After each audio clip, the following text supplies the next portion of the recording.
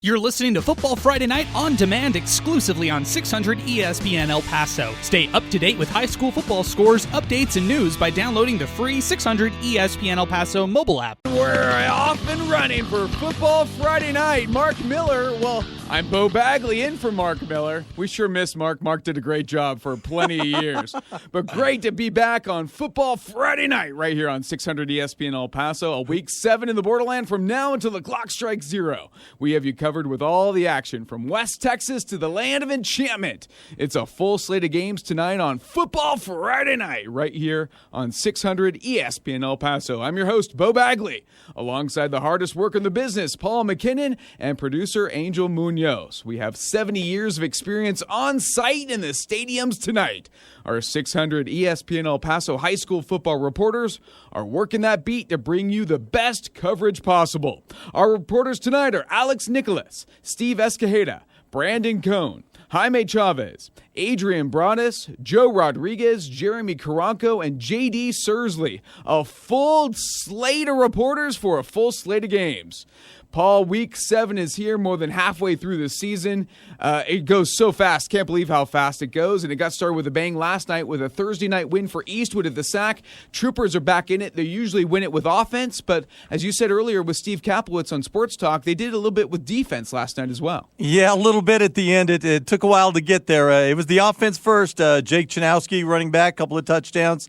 And then, of course, they went to Sam Lopez, the quickness. 5 minutes left in that one. He knocks one in from 11 yards out. Eastwood takes the lead. And then actually a couple of stops. And the very last one, D'Angelo Amaya, defensive end for the Eastwood Troopers, sacks Kevin Melendez, the Montwood quarterback, final snap of the game. They were about 30 yards away from Pater and a potential go-ahead winning touchdown. So Amaya, the big man on the spot, Eastwood comes away with their first district win, a huge one last night. And they're right back. Speaking of District 1 6A, that puts Eastwood and Montwood now both at 1 and 2 in district. Makes almost all the other District 1 6A games even that more crucial and critical tonight, especially our Taco Avocat schedule with our Cisco Movers Game of the Week. It's Franklin and Eastlake at Cougar Stadium. Alex Nicholas on the call there. We're going to have a preview from Alex in just a moment. But 5-0 Eastlake, looking like the best team in the city. Arguably, they are. Against 2-0 Franklin. Both teams undefeated in District 1 6A. As we spoke a little bit earlier on Sports Talk, but how do you see this one kind of playing out? Yeah, I'm not sure about predictions because it's kind of like the puncher versus the boxer. Franklin's the one with all the sexy pieces, the running back, the receiver, the quarterback. And then you look at Eastlake, and they look like a bunch of plotters, led, of course, by Elijah Uribe, who's a power guy, 5'10", 180. Once he leans on you, he's going to carry you 3 or 4 yards. Looks like he's going to be the quarterback tonight, as he was a week ago as they fought their way through Pebble Hills. But you just got to love the way these guys win close games. I think their best test of the season was maybe week 2 against Canditillo. They went right through those guys. But again, last week against Pebble Hills, they're down going into the fourth quarter, again without your regular starting quarterback, Sebastian Rendon. What do? Drive the field, score a touchdown, come back with a surprise onside, go down the field and score another one. Anthony Morales, I believe, on the jet sweep, as our Brandon Cohn called it a week ago. So they're cagey, and they find a way to win, and that's the way I look at this. If this is a close game, I'm liking Eastlake. If it's high scoring, I like the Franklin Cougars. And let's go out to Cougar Stadium and join ESPN 600 El Paso reporter Alex Nicholas at our Cisco Movers Game of the Week with a preview. Alex, take it away. Kickoff just happened, and we are officially underway 10 seconds into the ball game. Eastlake won the toss. They deferred, so Franklin will start first in this battle of 1-6A powers here in 2021. Let's start off looking at the Franklin Cougars coming in the top offense in the city. 495 yards per game, averaging 231 yards on the ground. The biggest thing that I'm looking at and preparing for this is, though, Franklin +7 in the turnover margin with 9 takeaways from their defense. You pick your poison, just like Paul said. So many weapons on offense, starting with quarterback Cameron Bird, who's completed 67% of his passes, 1,322 yards. And here right now, Miles McWhorter, who runs a big run inside Eastlake territory. McWhorter coming in, leading District 1 6A in rushing yards, 692 yards on 112 carries. And then those 3 big receivers, both Sparks, Franco Hernandez, Damon Hernandez, they're going to be big factors in this game as well. For the Eastlake Falcons, they come in averaging 418 yards of total offense, plus 2 in the turnover margin, 11 takeaways led on defense by their star linebacker, Hector Hinojos. And as Paul alluded to earlier, the quarterback position is kind of the question coming into this week. While talking with Coach Ruben Rodriguez before the game, it will be Sebastian Rendon, who's dealing with an injury on top of his foot, but he is expected to start today, completing 51% of his passes, 9 touchdowns to 2 interceptions, which came 2 weeks ago. But Elijah Uribe, that's going to be the big target for the Franklin defense in the District 1-6A in rushing, 684 yards, 3 touchdowns, 15 all-purpose yards. That Eastlake defense has been their go-to. They haven't allowed more than 14 points all season long. But right now, Franklin with a deep penetration, they're facing 3rd down and 4 from the 25 on their opening possession with 11:07 left in the opening quarter. And Franklin and Eastlake, they are scoreless. All right, Alex, thank you very much. What a game we have tonight at Cougar Stadium between the undefeated Eastlake Falcons and the 3-2 Franklin Cougars, both teams 2-0 in District 1-6A. We got a lot of exciting games tonight. We'll get through that schedule in just a moment. First, we had some football earlier today, a doubleheader once again at the SAC. It was Socorro and Pebble Hills, and it's a final. Pebble Hills defeats Socorro 63-0. Paul, you were at this game early on, just 6-0 Pebble Hills after the first quarter, but then they really got it going under the head coach's son.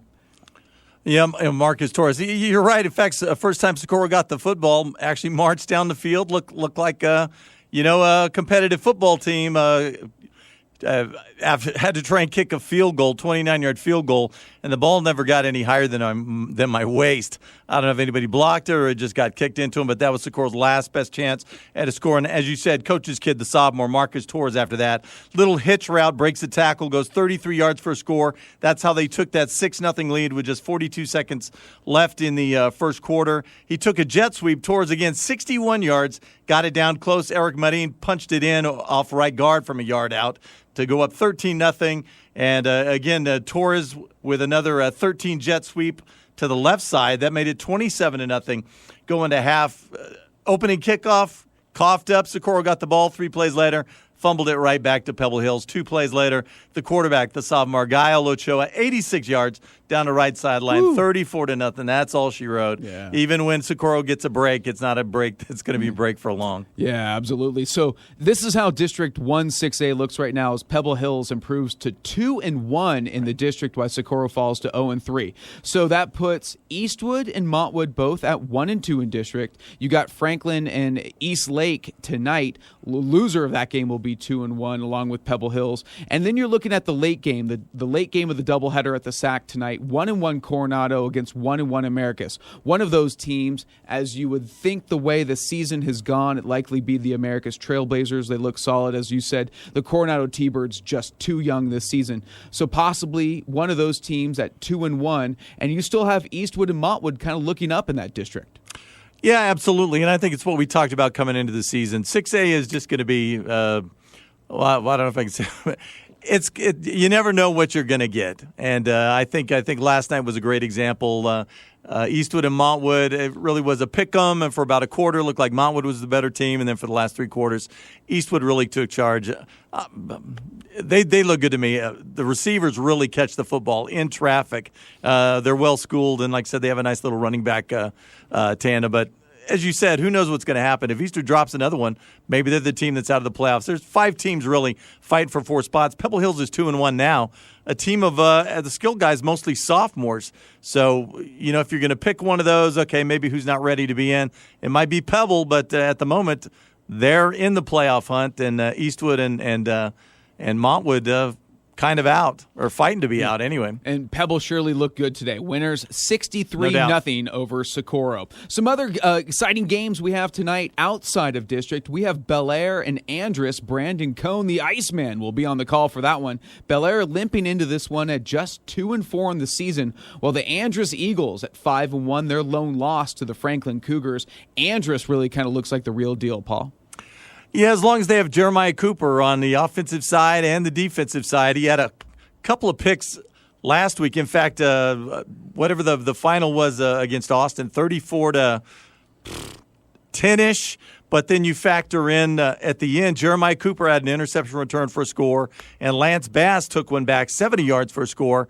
So I mean, take those 14 points off for the defense. Anderson Austin closer than it should have been. That was a 13-7 game at half. So I'm not quite sure what Andrus is waiting for. Elias Duncan, big quarterback, can throw the football. You have Jeremiah Cooper and Malcolm Anderson. I don't think they're as explosive as they want to be at the moment. Curious how that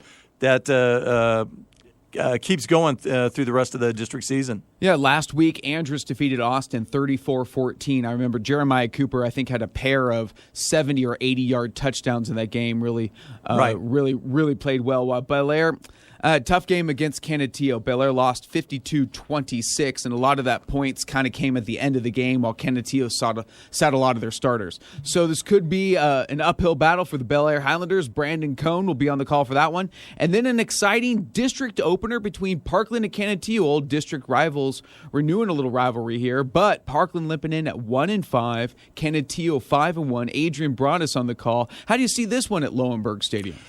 It's a great question. You got to like Canutillo coming in, the things in Parkland's favor. They played a Thursday night game, a stunning loss. I mean, an exciting game against Dorado. Remember the kickoff return by Andre Thomas as Dorado gets past Parkland. But the Matadors do get an extra day to prepare for this one. They haven't lost to Canutillo since, I think, 2016. So they kind of think, hey, we're better than these guys because every time we get on the field with them, we beat them.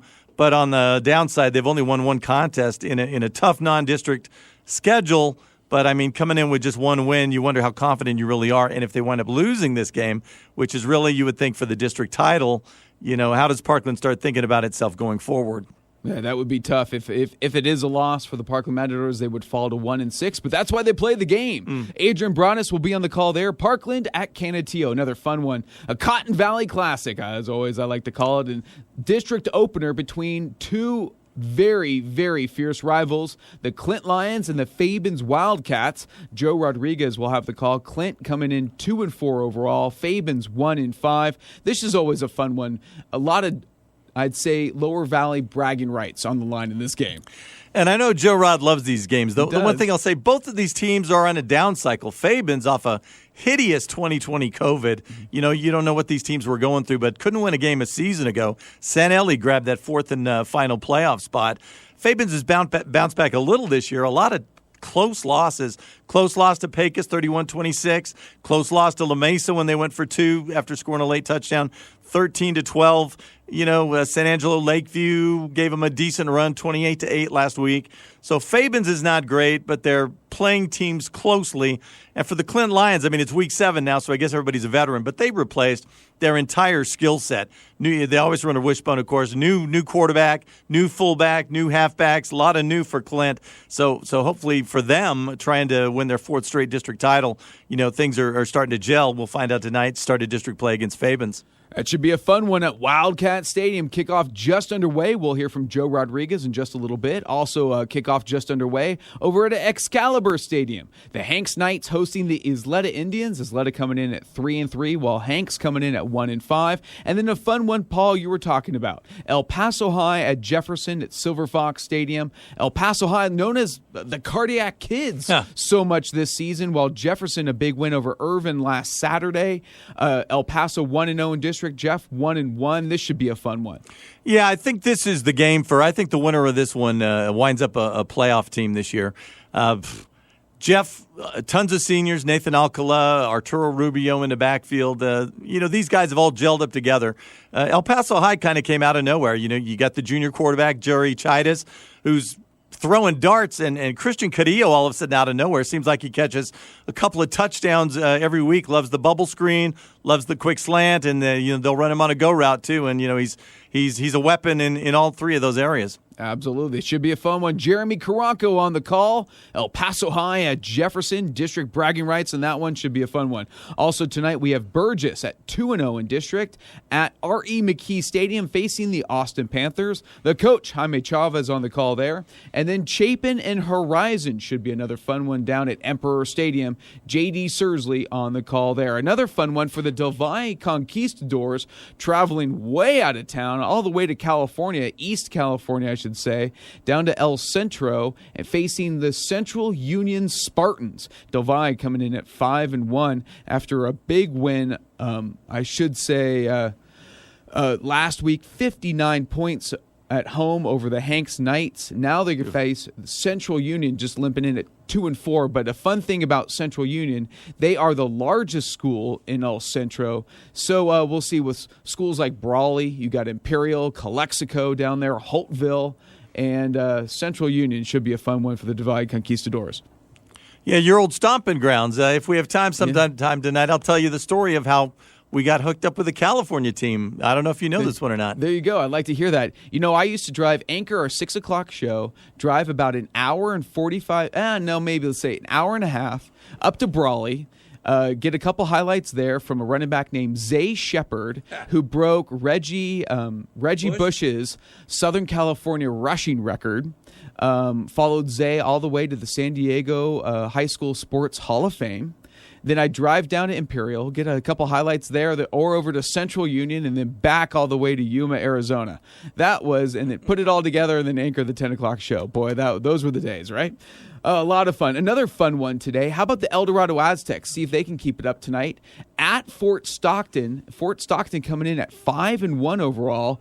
This should be a real interesting game. See how the Aztecs play, coming off a lot of momentum. Yeah, Dorado playing better. They've won their last 3. They got the quarterback Quincy Estrada back, so now they have the tandem with he and the Portillo kid. They're feeling as good as they can feel, and as I previously mentioned, a kick return to win it. Parkland scores with about 25 seconds left a week ago at the sack. They kicked the ball to Andre Thomas 88 yards later. Dorado with a miracle win, and as we said, third straight victory. They're feeling as good now as they felt in probably 4 years. Absolutely. Updates from all over West Texas. We'll have our Taco Avocot, Defensive Player of the Game, and our top 10 games. Obviously, Longhorn Distributing out-of-town scoreboard. Then we'll head up to the Land of Enchantment. A little El Paso Las Cruces matchups all over the town. Mayfield Trojans hosting the Goddard Rockets should be a lot of fun. Las Cruces traveling to Hobbs. Oregon Mountain taking on Gadsden should be a fun one. And Chaparral traveling to Coronado's T-Bird Stadium to take on the Cathedral Fighting Irish. Should be a lot of fun there. And the Red Sox, 8-5. They lead the Tampa Bay Rays. In case you weren't looking, J.D. Martinez, a 3-run shot to follow solo shots by Bogarts and Alex Verdugo. I didn't think they'd win a game in this one, so if they steal this one, it'll be big. The Tampa Bay Rays are tough. I got to tell you, Paul will be here for the Rays, Red Sox updates. I'll be here for the Dodgers, Giants updates. And then we're talking high school football all night long. So we're going to toss it to a break. You're listening to Week 7 of Football Friday Night right here on 600 ESPN El Paso. You're listening to Football Friday Night on 600 ESPN El Paso. Here's Paul MacKinnon and Mark Miller. All right, we have some Mark Miller. Wait a minute, I'm Beau Bagley. Welcome back to Football Friday Night, Week 7 right here on 600 ESPN El Paso. We have some scores all around town. An exciting game, our Cisco Movers game of the week. Early on, also the Chapin Huskies over the Horizon Scorpions, 8-7 in the first. Let's head out to our Cisco Movers game of the week. Franklin hosting Eastlake, an exciting game already at Cougar Stadium. Let's join Alex Nicholas with an update. Alex. 2:26 and running in the opening quarter, and Eastlake draws first blood. They lead Franklin 7-0. When you guys were last left me during that preview, the Eastlake defense would come up with a huge stop. It'd be 4th and goal from the 2-yard line. A bad snap would go basically through the hands of Cameron Bird. Luckily for Bird, he was able to recover it. But from there, Eastlake would drive 10 plays, 98 yards. Elijah Uribe would find Isaiah Chavez for a 13-yard touchdown pass to cap off that lengthy drive. We thought we would see Sebastian Rendon at quarterback, but so far it's been Elijah Uribe, who was slated to be a quarterback coming into his high school career. A collarbone injury derailed that early on. Also, that guy named Orion Olivas. And now it seems like Elijah Uribe may have entrenched himself as a quarterback for the Eastlake Falcons, a story we'll watch going forward. 98 seconds left in the opening quarter, and it's Eastlake 7, Franklin nothing. All right, Alex, thank you very much. An exciting game there. We'll have updates from Alex all night long right here on 600 ESPN El Paso Football Friday Night. Also early on in this one, 14-0 Jefferson over El Paso High in the first. Jefferson jumping all over the El Paso High Tigers. We'll have an update from Jeremy Karanko in just a little bit. Let's head out to Alan Sepkowitz Stadium. Andress Eagles hosting the Bel Air Highlanders. And join the Iceman, Brandon Cohn, for an update. Brandon. 3-7 left here in the opening quarter. 20-0 Andress over Bel Air. Andress starts with great field position at their own 38, then 2 consecutive rushes of 16 yards each by wideout Jeremiah Cooper gets Andress into Bel Air territory. A couple plays later, Cooper scores a 20-yard touchdown run at the 10:34 mark of the first to put the Eagles up 7-0. Then Bel Air does absolutely nothing on their first possession. Andress then gets the second possession, marches down the field, and running back Malcolm Anderson ends up scoring on a 6-yard TD run up the middle at the 7:04 mark to make the score 14-0.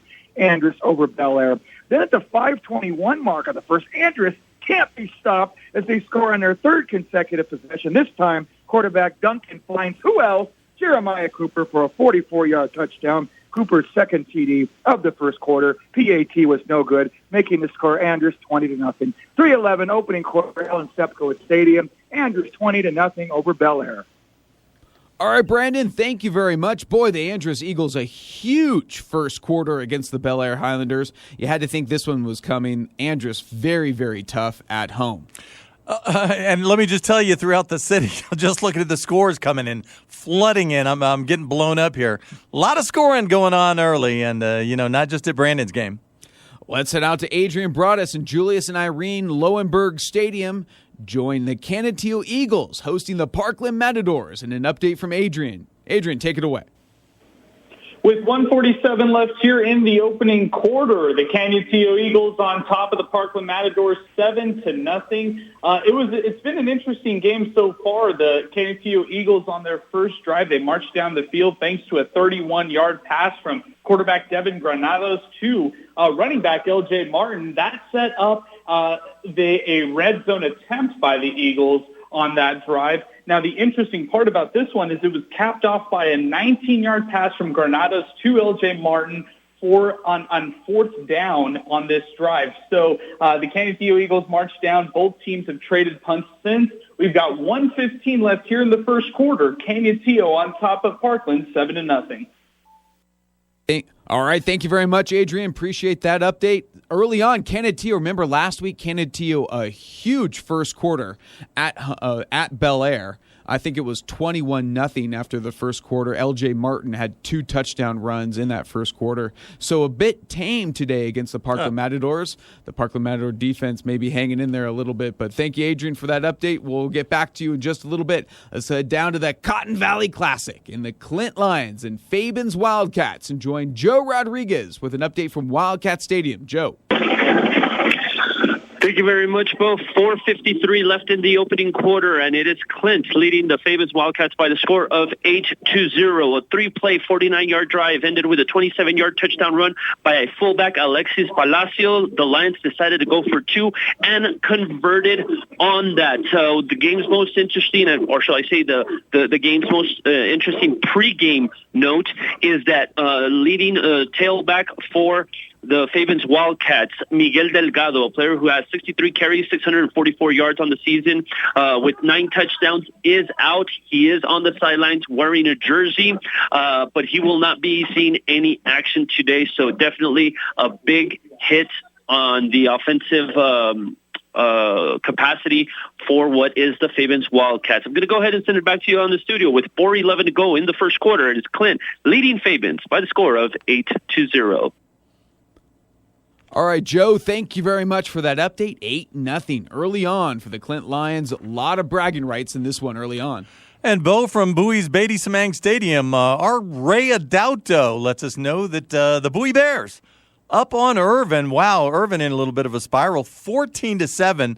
Knutson a 10-yard touchdown run to get Irvin on the board, but then Jedian Sanchez, an 80-yard touchdown pass, followed by a 46-yard touchdown reception. All of a sudden, the Bowie Bears have discovered the air game. Wow, And look at that. they are, it is a weapon early on That's for that one. 14-7 Bowie over Irvin. First time all season for the Bowie Bears. Bowie coming in, limping in at 0-6, still looking for their first victory of the season. Irvin coming off 2 straight losses, both teams 0-2 in district. That's a bit surprising there. We'll keep you updated on that one. Thank you very much, Ray, PA announcer at Beatty Sumang Stadium for the Bowie Bears. Let's head out to the Hanks Knights hosting the Isleta Indians and join Steve Escajeda at Excalibur Stadium for an update. Steve. We've got less than 30 seconds and counting in the opening quarter, and the Isleta Indians are up to a 7-0 lead over the Hanks Knights. Quarterback Damian Contreras keeping it for a 2-yard touchdown sneak to give again instead of that opening lead. And I'll tell you, the Indians came into the ballgame averaging 240 yards through the air, only 80 yards rushing. So what did they do in the first quarter? They run it 10 times and only passed it twice. And so far, so good. It's worked for them. In fact, 44 of those yards are by Araf Gomez, 9 carries, 44 yards for the Indians. We've reached the end of the first quarter here at Excalibur Stadium. It is the Isleta 7, Hanks 0.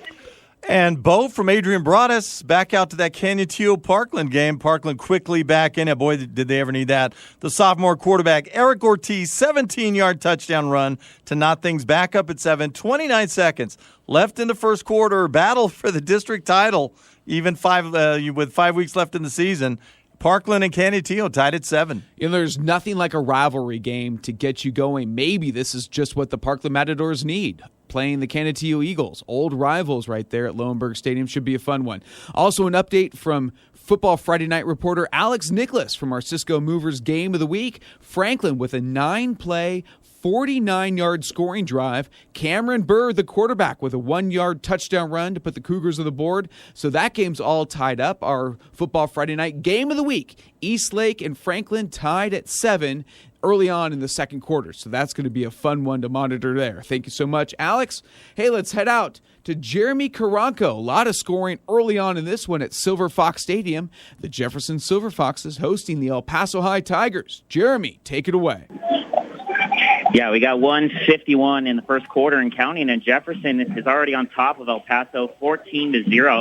It was Arturo Rubio for a 3-yard rushing touchdown. After he carried the ball in the first play of the game for 30 yards, it only took 4 plays later for the Silver Foxes to find the end zone. El Paso gets the ball back. They can't do much. Passing game not working out as 3 incompletions and then a botch punt inside the 20. Jefferson gets the ball back. 2 plays later, it's Nathan Alcala, the quarterback, 9-yard rushing touchdown.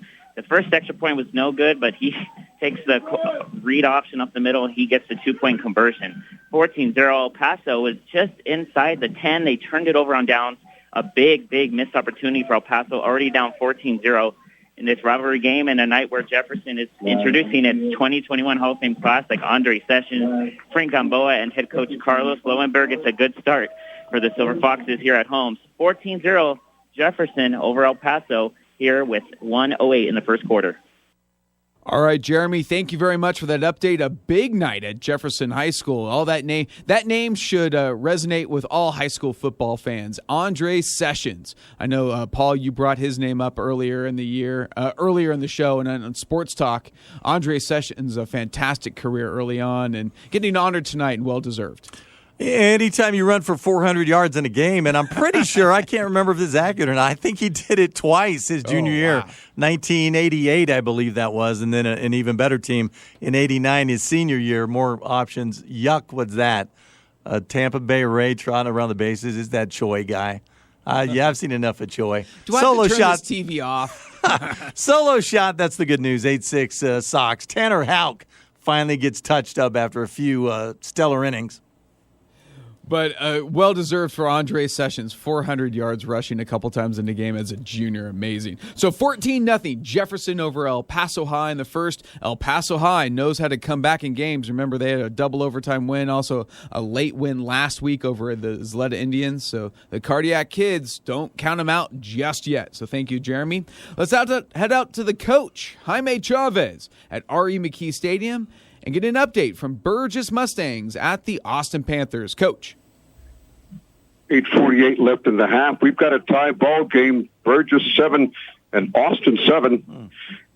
Tavares Jones star running back for Burgess. He had a 2-yard touchdown run in the first quarter, and he was lined up in the Wildcat. The extra point is good, and that is Jones' 9th rushing touchdown of the season. And then Austin comes back with Jaden Wilson, a 20-yard touchdown run. The extra point is good. Wilson carrying the load for Austin tonight, 11 carries, 53 yards rushing. And Austin just got a huge break right now as Burgess wide receiver, Alec Herrera fumbled the ball, and Austin recovered at the Burgess 30-yard line. Now Austin has moved the ball to the 15-yard line. They've got a fresh set of downs, a 1st and 10 for Austin at the Burgess 15-yard line. 8:02 left in the second quarter at Austin's R.E. McKee Stadium. Tie ball game, Burgess 7, Austin 7. And, Beau, there's something about Austin Burgess. Austin has just had their number last several years. I think last time Burgess beat these guys, Mateo Serrano was their quarterback, and the games are always weird. I can remember Tavares Jones' freshman year returning a punt down around the Austin 30 with, like a minute left, and Burgess couldn't move the 10, 15 yards to kick a field goal and win it in a 7-6 loss. And, boy, they just really got pounded last year. But the guys are gone. Will Rodriguez is gone. The Witterstouter kid is gone. Not a lot of talent coming back for Austin. This should be a Burgess game. But there's just teams that get under your skin and drive you a little crazy. And I think Austin is one of those to Burgess. 7-7, pressure's on the Mustangs. They've been co-champs the last couple of years, but they haven't been the best team in their district. This year's their chance. Go get these guys, beat these guys, and then you see Andrus, and you get to stare them down and beat them too. Then you can look yourself in the mirror and say, hey, we're district champs. Absolutely. The Burgess-Andrus game next week, but let's wait. Tied at 7 right now, Burgess and Austin. Coach Jaime Chavez on the call. We'll have an update from that one. Hey, at last check, the Chapin Huskies have found their offense. Boy, they've played really well, 3-3, won 3 straight on the season. Traveling to Horizon. Let's get an update on this game from J.D. Sursley at Emperor Stadium. J.D. 8:51 left in the second quarter. Horizon 14, Chapin 7. Two different tails of the tape. Chapin all air and Horizon ground and pound old school. Mason Standerfer for Chapin should eclipse the 1,500-yard mark at the end of the game. He's already over 115 yards. He's averaging 215 per game. Ernie Garcia with the first touchdown to start the game. 52-yard scamper for Horizon. Jacob Kios, the 2-yard touchdown. And Chapin is driving. 8:46 left and incomplete. So it still stays 14-7, 8:41 left in the second quarter. All right, JD, thank you very much. A bit surprising there. The Horizon Emperors and head coach Paulo Melendez got the Fighting Scorpions playing well against the Chapin Huskies, up 14-7 in the second quarter. And are you going to stop Ernie Garcia or not? That's the difference. The teams that stop him this season, they win. The ones that don't, like Bowie when he ran for 432 yards, I think. 7 touchdowns. Week 2, yeah. It's kind of memorable, isn't it? Yeah. Those teams lose. Yeah, absolutely. All right, you're listening to Week 7 of Football Friday Night. We'll have an update from our Cisco Movers Game of the Week and much more coming up next after the break. You're listening to 600 ESPN El Paso. You're listening to Football Friday Night on 600 ESPN El Paso. Let's go back to Beau Bagley and Paul MacKinnon. Welcome back to Football Friday Night, Week 7 of the high school football season. We got you covered here. Beau Bagley alongside Paul MacKinnon and producer Angel Munoz. Our Game of the Week, Cisco Movers. For Eastlake and Franklin, it's now 7-6 Eastlake over the Franklin Cougars. We'll have an update from Alex Nicholas in just a moment. Some scores from all around town. Chapin Huskies and the Horizon Scorpions all tied up at 14 now. It's let's go out to Bowie and Irvin. Did you get a score update from Bowie Irvin, Paul? Yeah, absolutely. Abe Alaniz, a 9-yard touchdown run. Bowie now up 2 scores. I'm starting to worry about those Irvin Rockets. 21-7, Bowie leads Irvin, and the other one from Jaime Chavez's game, wherever that is, at the bottom of the list, Burgess-Austin. We heard Burgess cough the ball up. Well, Austin took it and took advantage. Jaden Wilson again, this time from 4 yards out. Austin leads the Burgess Mustangs 14-7. Wow, that's like a bit of a shocker there by the Austin Panthers at home over the Burgess Mustangs. We got some scores from the Land of Enchantment. The Goddard Rockets lead the Mayfield Trojans 7-0 after the first quarter. Also after the first, Las Cruces Bulldogs lead Hobbs 3-0. And up in actually at Panther Stadium up in Gadsden, Oregon Mountain Knights lead the Gadsden Panthers 14-7 after the first quarter. Let's head out to our Cisco Movers Game of the Week. Join Alex Nicholas with an update on Eastlake at Franklin. Alex.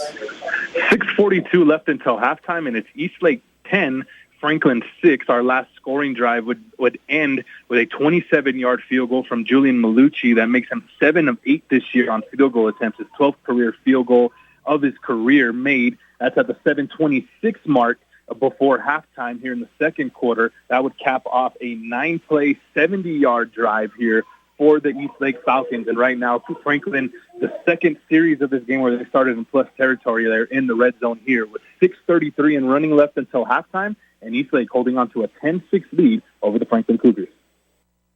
Alex, thank you very much. That game brought to you by Cisco Movers, our game of the week. Cisco Movers can help with packing, boxing, heavy lifting, and moving your belongings to your next destination. They also offer storage at their facility. Take it from a family-owned company like Cisco Movers. They'll give you a great price and help you on your next big move. Get started by filling out a request form at CiscoMovers.com. Cisco Movers, the best move you'll make in El Paso. So 10-6 early on, Eastlake over Franklin in the second quarter. Paul, that's sure going to be a fun one. That's going to be a barn burner tonight. Yeah, and the Malucci kid with a field goal, and to me, he's the X factor in this one. We talked earlier, if it's a close game, low scoring, Eastlake probably has a better chance. And if it's that kind of game, the guy who has a chance to be the star is Julian Malucci. Best field goal kicker in the city. I know there was a game where he hit a couple of 40-plus yard field goals in the same game. Never happens. I think he's hit from as far as 47. And as you heard Alex say, 7 out of 8 field goals, extremely accurate. I live over there on the west side near Franklin High School. That wind howls a little bit differently over there. Yeah. It's different than the Sac, so we'll see how he does out there. Should be a fun one between Eastlake and Franklin. Let's head out to the Iceman. Brandon Cohn, at last check, it was 20-0. Andrus over Bel Air in the first. Let's get an update from the Iceman. Brandon, take it away. 9:36 to go here in the first half, and it's all Andrus 34-0 over Bel Air. At the 1:28 mark of the first quarter, Andrus running back Malcolm Anderson scores his second touchdown in the first quarter on a 44-yard touchdown run to put the Eagles up 27-0 over Bel Air. And Bel Air quarterback Moreno then throws an interception picked by running back / defensive back, and that would have been Anderson at the 45. Now, do I sound like a broken record yet? Yeah. Because at the 11:24-yard mark of the second quarter, Andrus scores yet again, this time running back Evan Gonzalez getting a little bit of piece of the pie there, scores on an 11-yard touchdown run, giving the Eagles a 34-0 lead. As I was speaking, though, here on the radio, there was a touchdown by Andrus. They were utilizing Nicholas Chavira quite a bit on this last drive. Point after attempt is good. So now the score at the 9:11 mark here of the second quarter is 34-7, Andrus over Bel Air. All right, Brandon, thank you very much. 34-0, the Andrus Eagles. Whoa, watch out. What a game by the Eagles early on in this one. Hey, 34-7. Don't forget, Nick Chavarria just knocked one in for the Bel Air Highlanders. So the Highlanders finally on the board for whatever that's worth. There we go. So, hey, let's head out to Adrian Bronis at Lowenberg Stadium. At last check, it was 7-0, but we got a couple more touchdowns scored at Lowenberg Stadium. Adrian, take it away. With 5:44 left here in the first half, Canutillo on top of Parkland, 14-7. Following a Parkland touchdown drive that was capped off by quarterback Eric Ortiz and a 19-yard rushing touchdown, Canutillo retook the lead with a long drive that they capped off by quarterback Devin Granados. It was a 5-yard rush by him. Canutillo has 99 rushing yards tonight, and L.J. Martin has 80 of those rushing yards. Parkland was driving inside Canutillo's territory just momentarily, but they had an interception. Quarterback Eric Ortiz threw an interception, and it was credit Eduardo Carrillo from Canutillo with the INC. With 5:16 to go here in the opening half, Canutillo on top of Parkland, 14-7. And Beau, Eduardo Carrillo, just a freshman. I believe he's the younger brother of the inside linebacker, Chewy Carrillo, best defensive player for Canutillo, himself just a junior. So, I mean, freshman, you're on the field. Wow, that's a big deal. 4 interceptions as a freshman on one of the better defenses in the city. That's a little freakish. I think this is a kid we're going to be talking about for the next 4 years. There you go. So 14-7 Canutillo over Parkland in the second quarter. Hey, at last check at the Cotton Valley Classic, Clint was up on rival Fabens 8-0. Let's get an update from Joe Rodriguez down at Fabens Wildcat Stadium. Joe. 10 minutes to go in the first half, and it is Clint still leading the Fabens Wildcats by the score of 8-0. You talk about the Cotton Valley Classic, Beau. Yeah, it's been a sloppy one so far. Clint alone has over half a dozen flags on the game in one quarter of football, and that's what has not allowed them to fire offensively, obviously with their traditional running attack, but it isn't going anywhere. They just turned the ball over on downs when they went for it on 4th and 7th, and they could not convert. As far as the Fabens offense goes, it's also having any trouble to move the ball, so it's going to be probably a low-scoring affair at least that's what the first quarter indicates. Going to go ahead and send it back to you on the studio.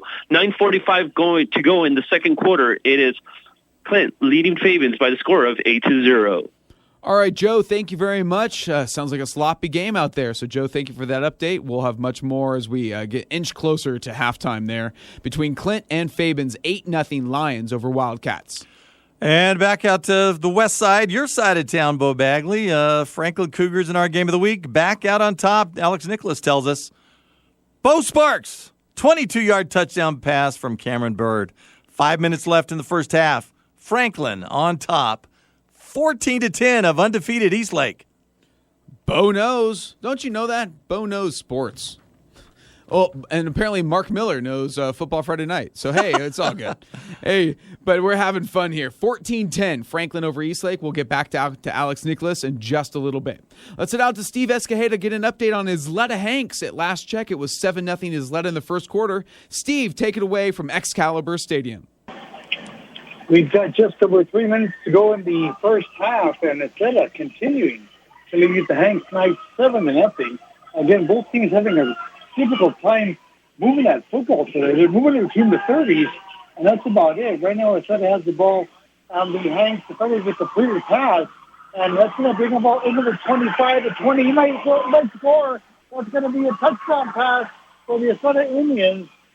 Long touchdown pass. That was caught by Gavin Espino at the 40-yard line. Took a couple of tackles and right down the middle of the field, going in there for Isleta to make it 13-0.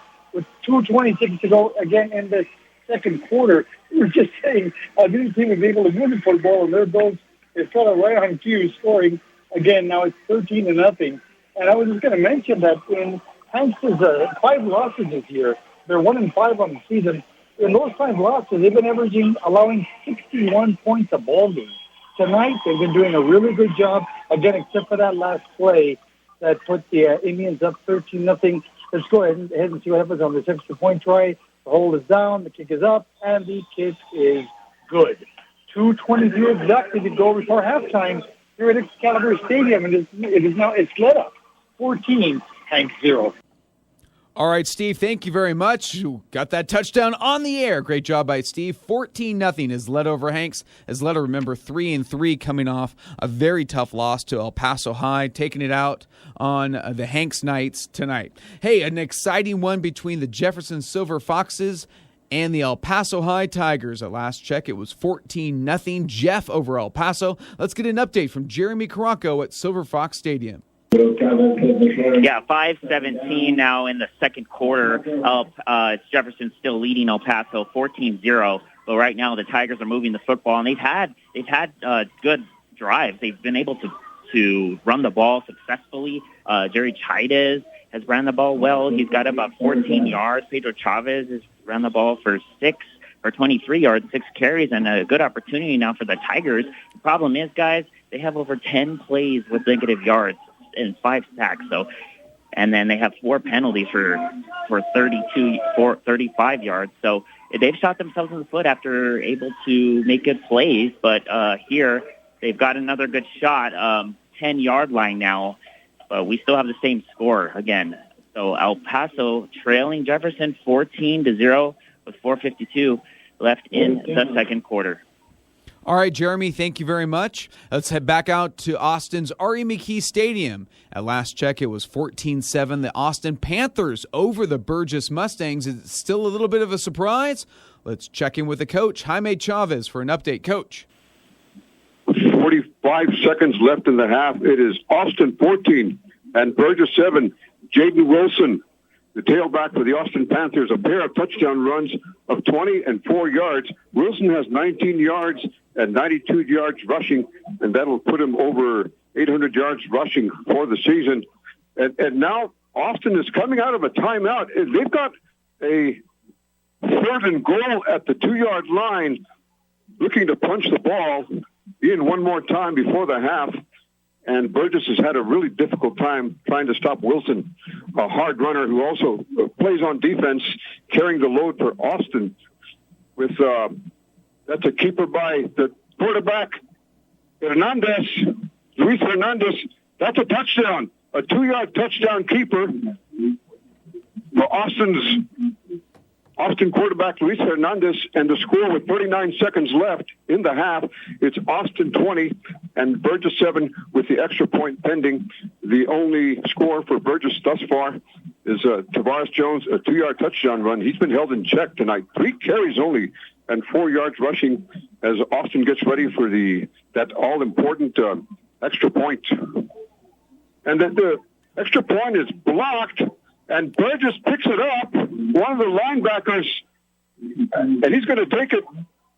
That's the Burgess linebacker, and he's going to get stopped. He's going to take it about 20 yards down. That's Ike Savea, all the way down to the 30-yard line with 39 seconds left. Now that kick was blocked. So again, the big story for Austin tonight. Jaden Wilson, a pair of touchdown runs of 20 and 4 yards. He's got 19 carries and 92 yards rushing, and Luis Hernandez just had a 2-yard touchdown run. So we've got 39 seconds left at Austin's R.E. McKee Stadium, and it's Austin 20 and Burgess 7. And Beau Bagley, Keith Savea, one of the better D tackles in this town that I've seen. And he's got big Jason Morales, a big body next to him. So if Austin's going to be able to run the football, which they want to do tonight, it's got to be at the edges, I'm thinking. And so far, they've had success with that. Jaden Wilson, a couple of touchdown runs. And this is a Burgess Mustang defense that has given up big yardage. Remember, Nick Chavarria, I think, hit him for, was it 300 or close to 300? In week 2, L.J. Martin went for more than 200 yards. In week 1, their one success a couple of weeks ago against Jefferson actually held Arturo Rubio to fewer than 50 yards, I think 30, 40 yards in that one. And, of course, Rubio had his first 200-yard game of the season last week against Irvin. So, for what that's worth. Well, there you go. The Burgess Mustangs prone to giving up the big yards, and right now giving up 20 points in the first half to the Austin Panthers. Austin leading Burgess 20-7. A bit of a shocker so far on the night, Week 7 of Football Friday Night. Thank you, Coach Jaime Chavez. We'll get an update from him, a halftime update, in just a little bit later. Let's head out to J.D. Sursley. At last check, it was 14-7 Horizon over Chapin, but Chapin Huskies have come back in this one. Let's get an update from J.D. at Emperor Stadium. JD, take it away. 5:28 left in the second quarter. We have a barn burner right now. Haymaker after haymaker. Mason Stander for 18-yard road touchdown to tie the game 14-14. Ernie Garcia said, not for long. 12 seconds later, 81 kick return touchdown. Another 2 minutes down the line. Mason Stander says, okay, hold the phone. 65-yard touchdown to Timothy Pastron. And then just like before, Horizon ground and pound takes it to the 4-yard line with a Jacob Kios passing touchdown to Jesus Santana. And now it is 26-21 with the missed extra point and a few missed 2-point conversions by Horizon, which might catch up with them later on. But right now it is 26-21, 5:21 left in the second quarter. Wow, JD, what did you do to get that game out there? What an exciting first half. As he just said, haymaker after haymaker. Wow, the Horizon Scorpions maybe not known for for keeping in, holding in the defense-wise, but nobody seems to be playing defense in that one right now. 26-21 Horizon over Chapin early on. Mason Standifer and the Chapin Huskies know how to put up some points, but Horizon could do that too with Ernie Garcia. What a big night so far, and we'll keep an update on that one. Let's head back out to our Cisco Movers Game of the Week. We got an update from Franklin and Eastlake with Alex Nicholas. Alex, what do you got from us from Cougar Stadium? 59 seconds left until halftime, and we have a scoring change. Franklin takes their first lead of the ball game. Cameron Bird would deliver an absolute dime to Beau Sparks on a deep post pattern. This would be a play after Bird would convert a 4th down and 1 from inside the 25-yard line to set them up for that. That was at the 5:03 mark. Franklin would be forced to go for 2, but it was a fake field goal. They would pitch it to Shea Smith. Off the snap, Smith went up the left side. They had tried a swinging gate early on one of their earlier scores on Bird's 1-yard run. That was a failed attempt, so Franklin felt forced to go for that 2-point conversion there. That put the score at 14-10 right now. Eastlake with a 4th down and 7 from the Franklin 26-yard line, 59 seconds to go until halftime, and Franklin leading Eastlake 14-10. All right, Alex, thank you very much. What an exciting game there. We'll get a halftime report in just a little bit. A couple games going to halftime. We'll get our scores and our scoreboard for you after this break. You're listening to Football Friday Night right here on 600 ESPN El Paso. You're listening to Football Friday Night on 600 ESPN El Paso. Let's go back to Beau Bagley and Paul MacKinnon. Welcome back to Football Friday Night right here, Week 7 on 600 ESPN El Paso. I'm Beau Bagley, in for Mark Miller, and Paul MacKinnon and producer Angel Munoz. Mark, we miss you, man. Hope you're doing well. Hey, we got some live updates from Franklin High School. Let's go out to our Cisco Movers Game of the Week. Join Alex Nicholas with an update on Eastlake and Franklin. Alex. 30 seconds left until halftime. Franklin has extended their lead. They lead Eastlake 20-10. When you guys left off with me, Eastlake was facing a 4th down and 7 from the Franklin 26-yard line. Elijah Uribe had his pass tipped, nearly intercepted. Franklin would take over at the 22-yard line, actually, and what would happen to be the next play, or the Franklin's first play from scrimmage, Cameron Bird would drop a screen to Miles McWhorter, and McWhorter would do the rest right up the middle of the field, 78 yards, untouched for the score. 30 seconds left here until halftime, and Franklin leading Eastlake 20-10. Alex, thank you very much. Here come those Franklin Cougars, looking down 10-6 in this one. 2 straight unanswered touchdowns in this game of the week. The Franklin Cougars now up 20-10 just before half. Got to like the Franklin Cougars' chances in this one. Eastlake knows how to come back. That's sure to be a great second half. Let's head out to Andrus Allen Sepkowitz Stadium and join Brandon Cohn for the Andrus Eagles and the Bel Air Highlanders. Brandon. 2:31 left here in the opening half, and it's all Andrus, 41-7 over Bel Air. It's a 9-11 mark of the second quarter. Bel Air did finally get on the board. The quarterback, Noah Moreno, ended up scoring on an 8-yard keeper, making the score Andrus 34-7 over Bel Air. Then at the 6:47 mark of the second quarter, Andrus, versatile wide receiver / running back, do-it-all himself, Jeremiah Cooper, scores his 3rd touchdown of the first half, this time a 16-yard rushing touchdown to put the Eagles up 41-7 over Bel Air. Cooper, very impressive first half. Get this, he's got 4 carries for 68 yards, 2 touchdowns on the ground. He also has 3 receptions for 56 yards and 1 touchdown through the air. 2:08 left here, opening half at Allen Sepkowitz Stadium. Andrus 41-7 over Bel Air. And Beau Bagley underway out at the SAC second game after the early one today. America's in Coronado. America's on the board a couple of times. 14-6, they lead the Coronado Thunderbirds. That's still a first quarter score. And 14-6, awfully similar to 11-6. And what is 11-6 is Game 2 of the Red Sox and the Rays. Rafael Devers just hit a 2-run bomb. Sox up 11-6. Every game that the Sox get in this series is like stolen money, and I think they're going to steal some tonight. Focus, Paul. Focus. High school football. Exciting game out there. for the Andrus Eagles, at least 41-7 before halftime. Andrus over Bel Air. An exciting game for Adrian Broadus over at Julius and Irene Lowenberg Stadium. Let's join Adrian for an update on Parkland and Canutillo. Adrian. It's halftime out here as the Canutillo Eagles are on top of the Parkland Matadors 14-7.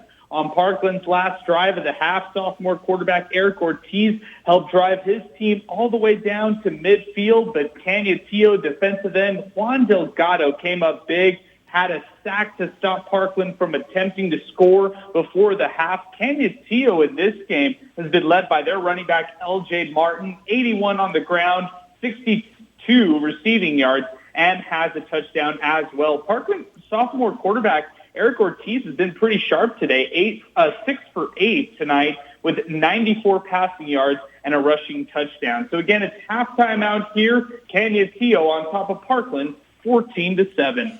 And, Beau, the name you're not hearing for Parkland is Isaiah Beasley, really their best weapon, the running back, but that's the Canutillo defense this year. They've come up against some of the best runners in the city. The only one that's busted 100 yards on them, Elijah Uribe, ran for 130. I think no coincidence. Eastlake handled Canutillo pretty easily. For the Eagles, only lost the season, I think 36-14. But they went against Tavares Jones in week 1. They held him to 50. Nick Chavarria told you he hit the Mustangs for about 300. Well, he was lucky to get 50 also against Canutillo. And, that's what I'm leaving out. Christian Martinez, another one of the top backs in the city. Del Valle, 15 carries, 21 yards for the contest, I think. So that Canutillo run defense is stout, and you're not going to win the game by running the football. Parkland's going to have to be able to throw it successfully, have 2 terrific receivers, Crest on one side and Dante Lewis on the other side. So if the sophomore quarterback, Edgar Ortiz, can get that part of his game cranked up, then these Matadors really have a chance in the second half. I think they're happy to be just a touchdown down going to the third. Absolutely. The Canutillo defense, a staple of Scott Brooks' tenure with the Eagles. Canutillo up on Parkland 14-7 at halftime. Nearing half is Clinton Fabin's Joe Rodriguez with the call out at Wildcat Stadium. Let's get an update. Last check, it was 8-0 Clint over the Wildcats. Let's get an update from Joe. Joe, take it away. 1:51 left in the first half, and it is Clint still leading Fabins 8-0. I guess the most valuable stats in this first half of football would be the penalty stats for each team. The Fabins Wildcats have 5 penalties for 55 yards, while the Clint Lions have 7 flags for 50 yards. And that's basically what is really killing their ability to move the ball offensively. They're struggling to get into any kind of rhythm as far as their execution goes. I'm going to go ahead and send it back to you on the studio with 1:40 left in the first half. It is Clint leading Fabins by the score of 8-0. All right, Joe, thank you very much. Low-scoring game there for the Cotton Valley Classic. Nice job out there, Joe.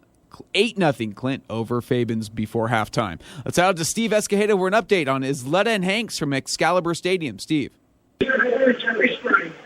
Thanks a lot, guys. It's halftime here at Excalibur Stadium, and the Isleta Indians are out in front of the Hanks Knights 14-0. Isleta scoring on a 2-yard run by quarterback Christian Contreras, and he also had a 48-yard touchdown pass to Gavin Espino for all the scoring in the first half. Individually, first of all, for the Isleta Indians, coming to this ball game 3-3 on the season, they're led on the ground by Araf Gomez, 10 carries, 44 yards in that first half. Their quarterback, Damian Contreras, 6 out of 12 through the air for 104 yards, 1 touchdown pass and 1 INT, 1 touchdown on the ground. As far as his favorite receivers tonight, Gavin Espino, 3 catches, 74 yards and a score. Evan Martinez, 2 catches for 50 yards. For the Hanks Knights, 1-5 on the season. They're led on the ground by Xavier Johnson, 9 carries, 45 yards. Came into the ballgame averaging over 121 yards a game. Quarterback Marcos Serra, 4 out of 9 through the air, 41 yards. And Eric Falkenau, 3 catches for 35 yards. And I'll tell you, it's pretty one-sided as far as yards go. Team-wise, it's Isleta 211. Hanks is 96. Isleta 65 on the ground, 146 through the air. Hanks, again, struggling on both sides. They've only run it for 55 and only thrown it for 41.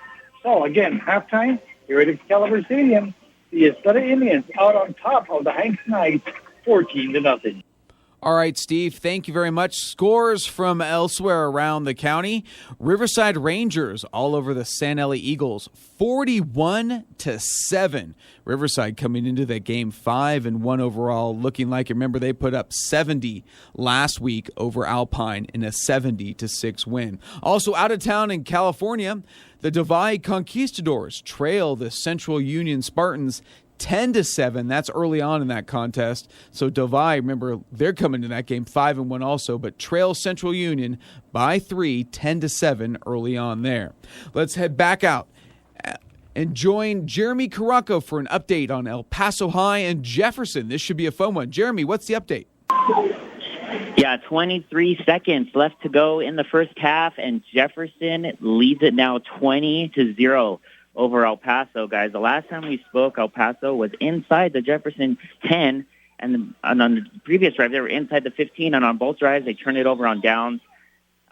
Very, very costly 2 mistakes for El Paso as they now find themselves down 3 scores. It was Nathan Alcala. He has one through the air to Dylan Navarro, his favorite target thus far on the season. Dylan Navarro now, he has 4 touchdowns, and 4 through the air. Alcala now has 14. So another 2-point conversion attempt is no good there, but it is Jefferson taking advantage of the El Paso mistakes. That's what this story has been in this game so far. So we're nearing halftime, 17 seconds left to go. In the first half, it is now Jefferson 20-0 over El Paso. All right, Jeremy, thank you very much. An exciting game there if you're a Jefferson Silver Fox fan. Don't rule out the El Paso High Tigers, but they're kind of digging their own grave right now. It's 20-0. Going to be very hard to dig out of this hole just before halftime. So let's head out to Jaime Chavez at Ari McKee Stadium. The Burgess Mustangs and the Austin Panthers. Austin at last check was up 20-7, shocking the Burgess Mustangs. Coach, take it away. It's halftime at Austin, and Austin 20 and Burgess 7. Austin running back Jaden Wilson, he's got 2 touchdown runs of 20 and 4 yards, and Wilson has 19 carries, 92 yards rushing, giving him 806 yards rushing on the season. Austin quarterback Luis Fernandez added a 2-yard touchdown run, and the extra point was blocked. Jared Gonzalez's kick was blocked by the Burgess special teams. Fernandez, 4 carries, 24 yards rushing, and Austin doing it on the ground successfully thus far to keep Burgess off the field. Burgess is averaging 50 points a game in their current 3-game win streak. Israel Luna for Austin has 6 carries for 36 yards rushing, and the only touchdown for Burgess, Tavares Jones, a 2-yard touchdown run, and he's got 4 carries, 4 yards rushing. And Burgess coach James Rutledge indicated before the game that Jones has been battling the flu most of the week, but Jones indicated that he was a go for tonight. Burgess quarterback Andy Rutledge, he's 2 of 6, 45 yards, and that 1 interception. And Austin is trying to snap a 3-game losing skid. So we've got halftime at Austin's Ari McKee Stadium. Austin 20 and Burgess 7. All right, Coach, thank you very much. 20-7. Paul, that's got to be the biggest shocker of the night so far. 20-7, the Austin Panthers over the Burgess Mustangs. Remember, Burgess coming in 2-0 in district in this one.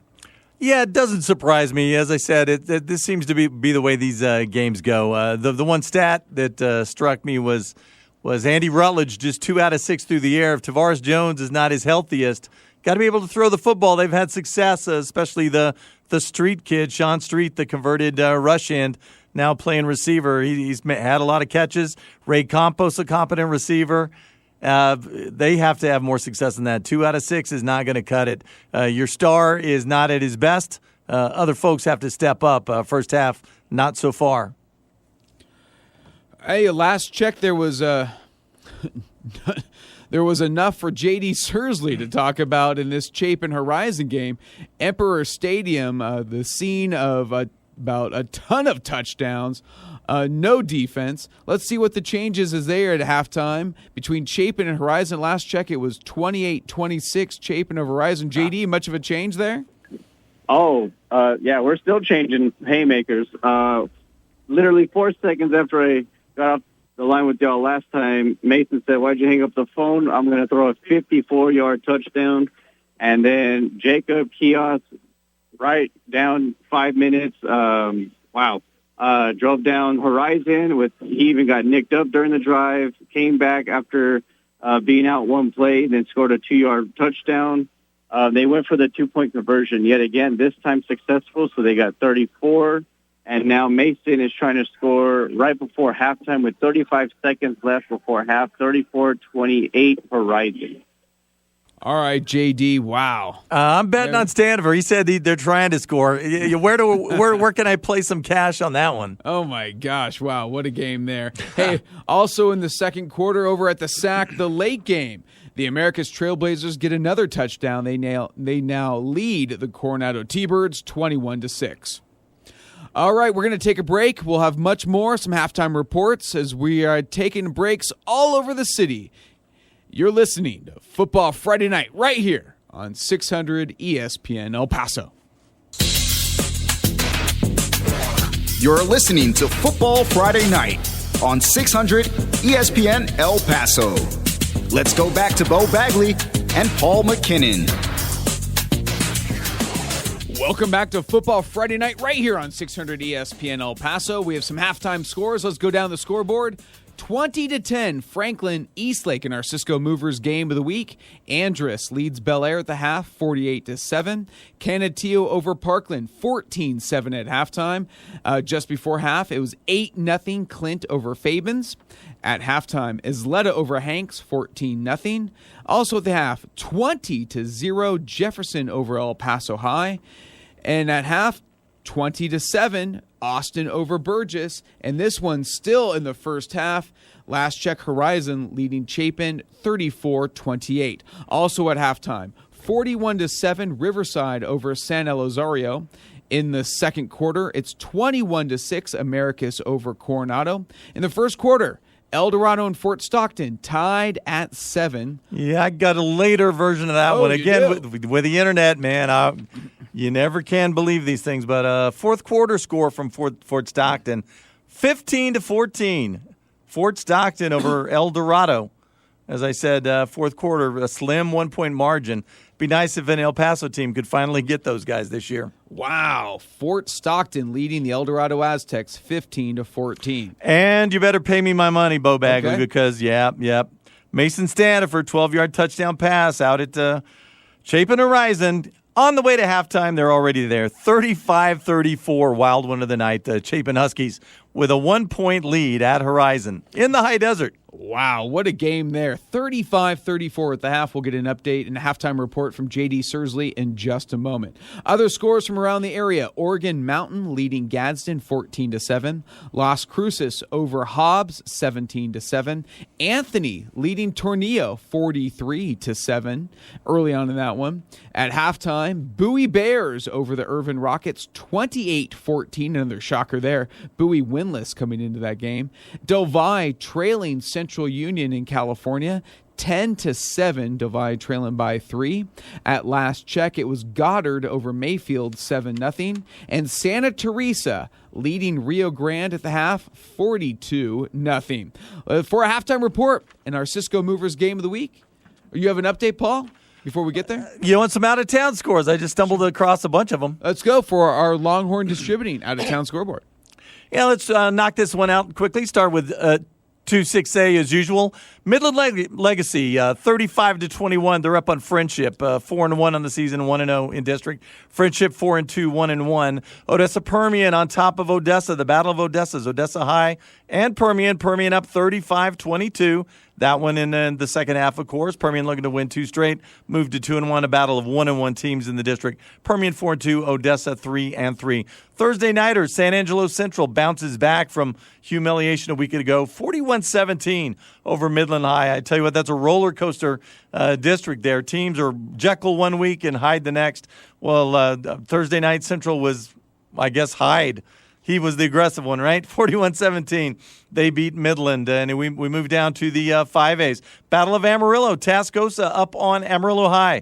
27-15. That one moves to the fourth quarter. A battle of 5-1 teams, 2-0 in the district. Another Thursday nighter, Caprock explodes on Monterey. A little bit of a surprise, 28-7, but that's Caprock in a nutshell. They sneak up on you and surprise you. Year after year, they move to 1-1 in the district. Monterey falls to 1-2, 3-4 in the season. Not a good start for them. Also in that district, Lubbock Coronado, all over Lubbock High, 35-0. Elsewhere in the Division II 5As, Lubbock Cooper all over Plainview, 48-20. Wichita Falls Ryder, 28-19 over Abilene Wiley. I think that one's a little closer than they might like. Wichita Falls Ryder, 5-0 in the season. Wiley, of course, 2-3. And for the moment, Beau Bagley, that's going to be your out-of-town scoreboard. Your out-of-town scoreboard brought to you by Longhorn Distributing, the only hot seat dealer in West Texas and southern New Mexico. Your source for cleaning equipment, service, and supplies. Longhorn Distributing, 5516 East Paisano Drive in El Paso. Let's head out to our Cisco Movers Game of the Week. Get a halftime update from Alex Nicholas on Eastlake and Franklin. Alex. Halftime in West El Paso, and it's Franklin leading Eastlake 20-10. Franklin taking this game over really the last 7 minutes of that first half with a pair of scores. Eastlake unable to answer with their two final drives here of the half.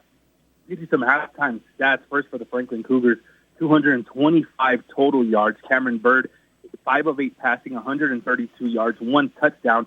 78 of those yards went to Miles McWhorter on that 78-yard screen pass with 36 seconds left until halftime. So McWhorter, 2 catches, 90 yards. Has also carried the ball 12 times for 72 yards. Both sparked a pair of catches for 37 yards and a 22-yard touchdown pass early on there to start Franklin's scoring onslaught to end the first half. For the Eastlake Falcons, 189 total yards. Elijah Uribe has been the main quarterback. When we talked about Sebastian Rendon with a foot injury, was slated to start, but I guess Coach Ruben Rodriguez was playing a little Jekyll and Hyde with me about who he's going to go with. So it's been all Uribe. 7 of 11 passing, 82 yards and a touchdown. He's carried the ball 12 times for 67 yards. He's trying to get different players involved in this game. Isaiah Chavez, 4 catches, 47 yards of worth receiving yards here in the first half. Of note as well, a big note here for Franklin. Stephen Powers was thought to be a game-time decision. He is out.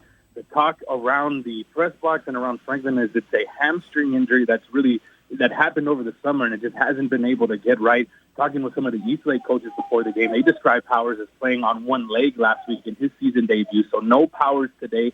He's in a jersey on the other side in street clothes.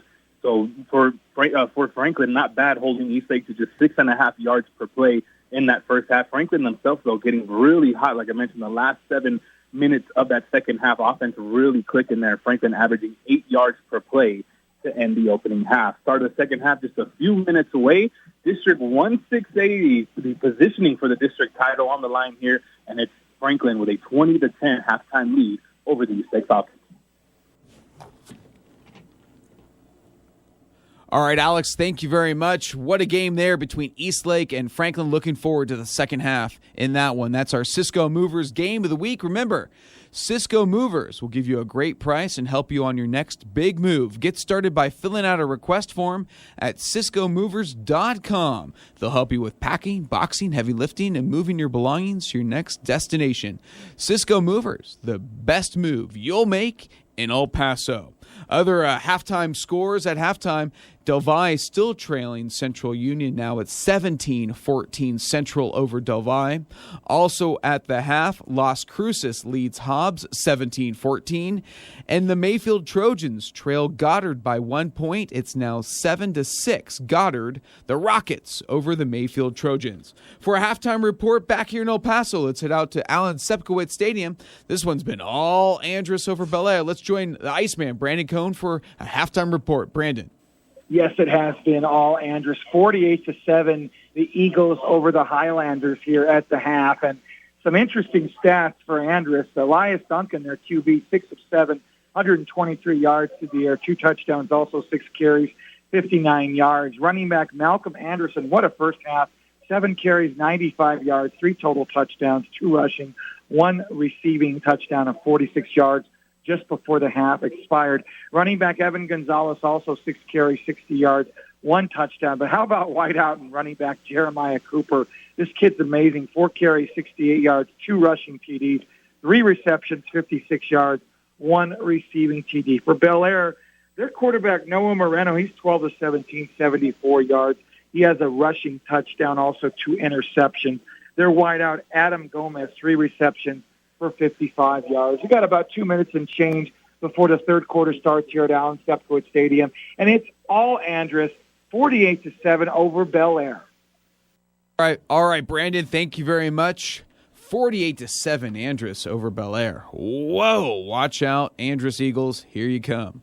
All right, let's head back out to Jefferson Silver Fox Stadium. Join Jeremy Caranco for an update and halftime report of El Paso High and Jefferson. We thought the Tigers would have a little momentum after 2 straight wins, but this one has been all Jefferson. Jeremy?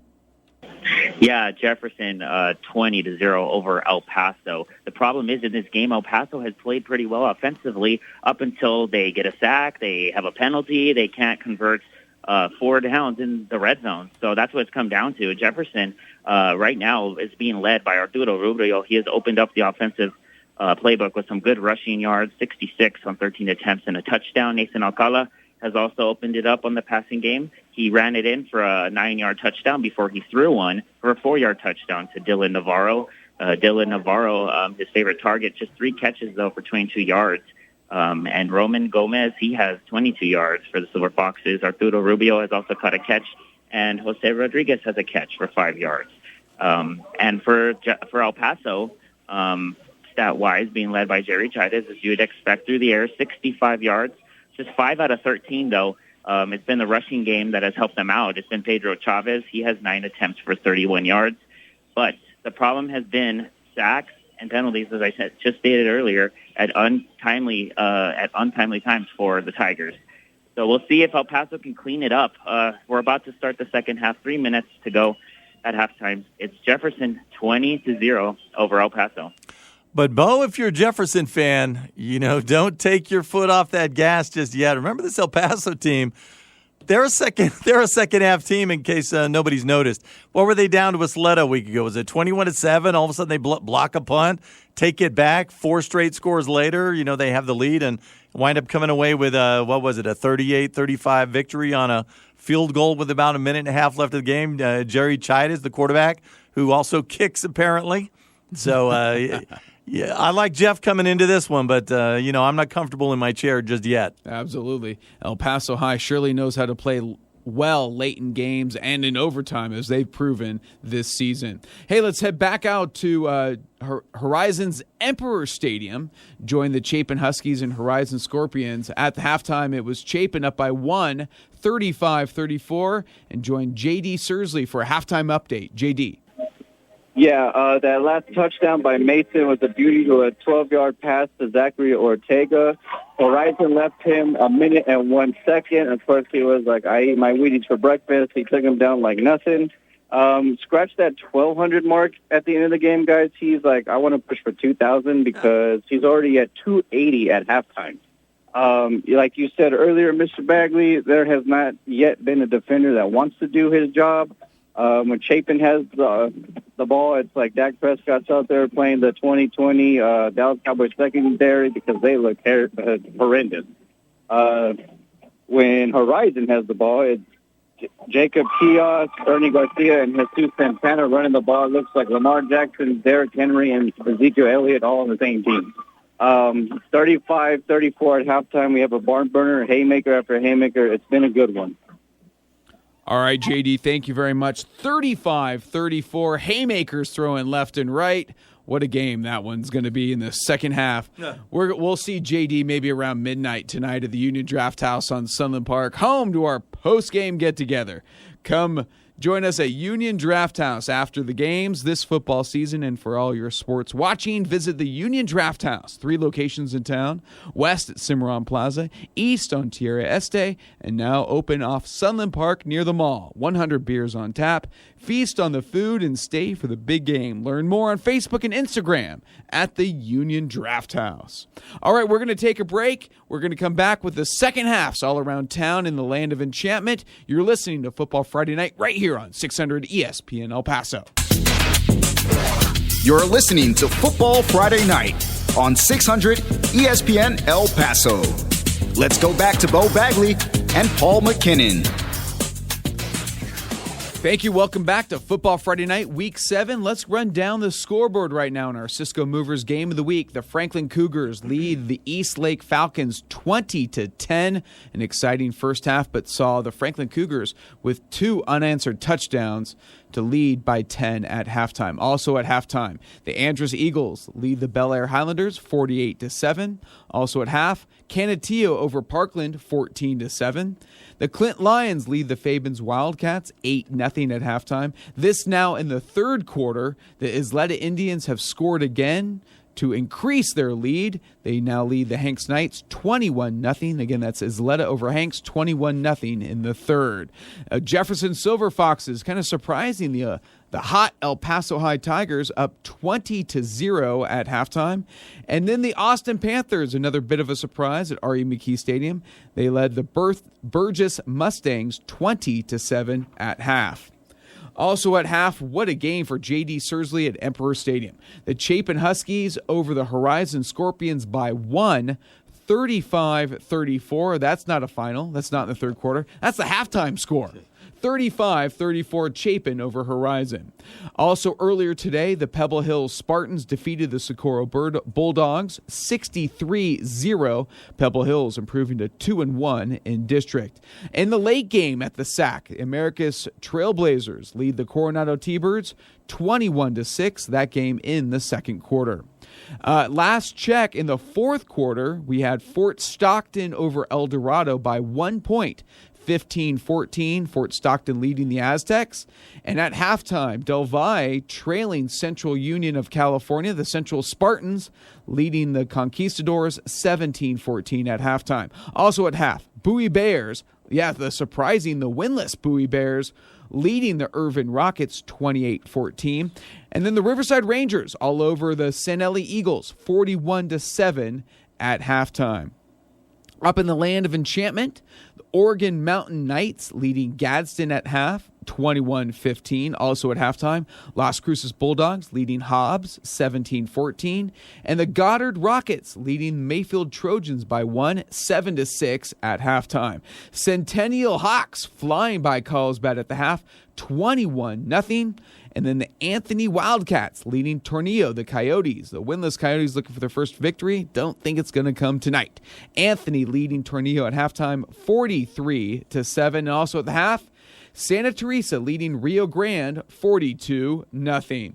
We're going to take a quick break, come back with your third quarter action next on Football Friday Night. You're listening to Football Friday Night on 600 ESPN El Paso.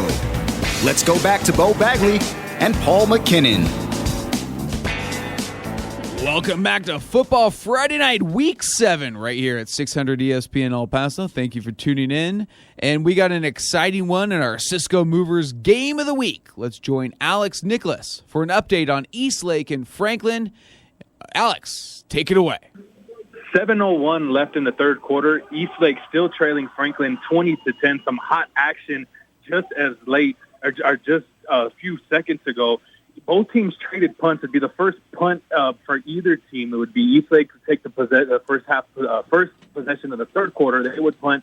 Franklin would end up punting. But what it appeared is that it looked like on the punt, Alexis Castro would try to fool the Franklin defense and pick up a loose ball, but he wasn't able to pick it up. So Elliot Varela for Franklin would recover at the plus 44-yard line. Next play would be a pass to Ben Bolham that would get them deep into East Lake territory. And right now, Miles McWhorter just ran in a 1-yard touchdown run. That would be after a 22-yard hookup between Cameron Bird and Beau Sparks. So hot action with a touchdown here to cap off that drive. That would be a 5-play, 44-yard drive after that big miscue by East Lake on that punt return. So right now, Franklin is in full control.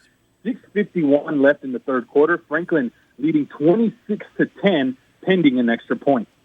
All right, right here, we got action right here on 600 ESPN El Paso. Thank you very much, Alex. That's a big score to open up the second half for the Franklin Cougars, 26-10, pending that extra point. We have a final down in Fort Stockton. The Fort Stockton knocks off the El Dorado Aztecs 23-17.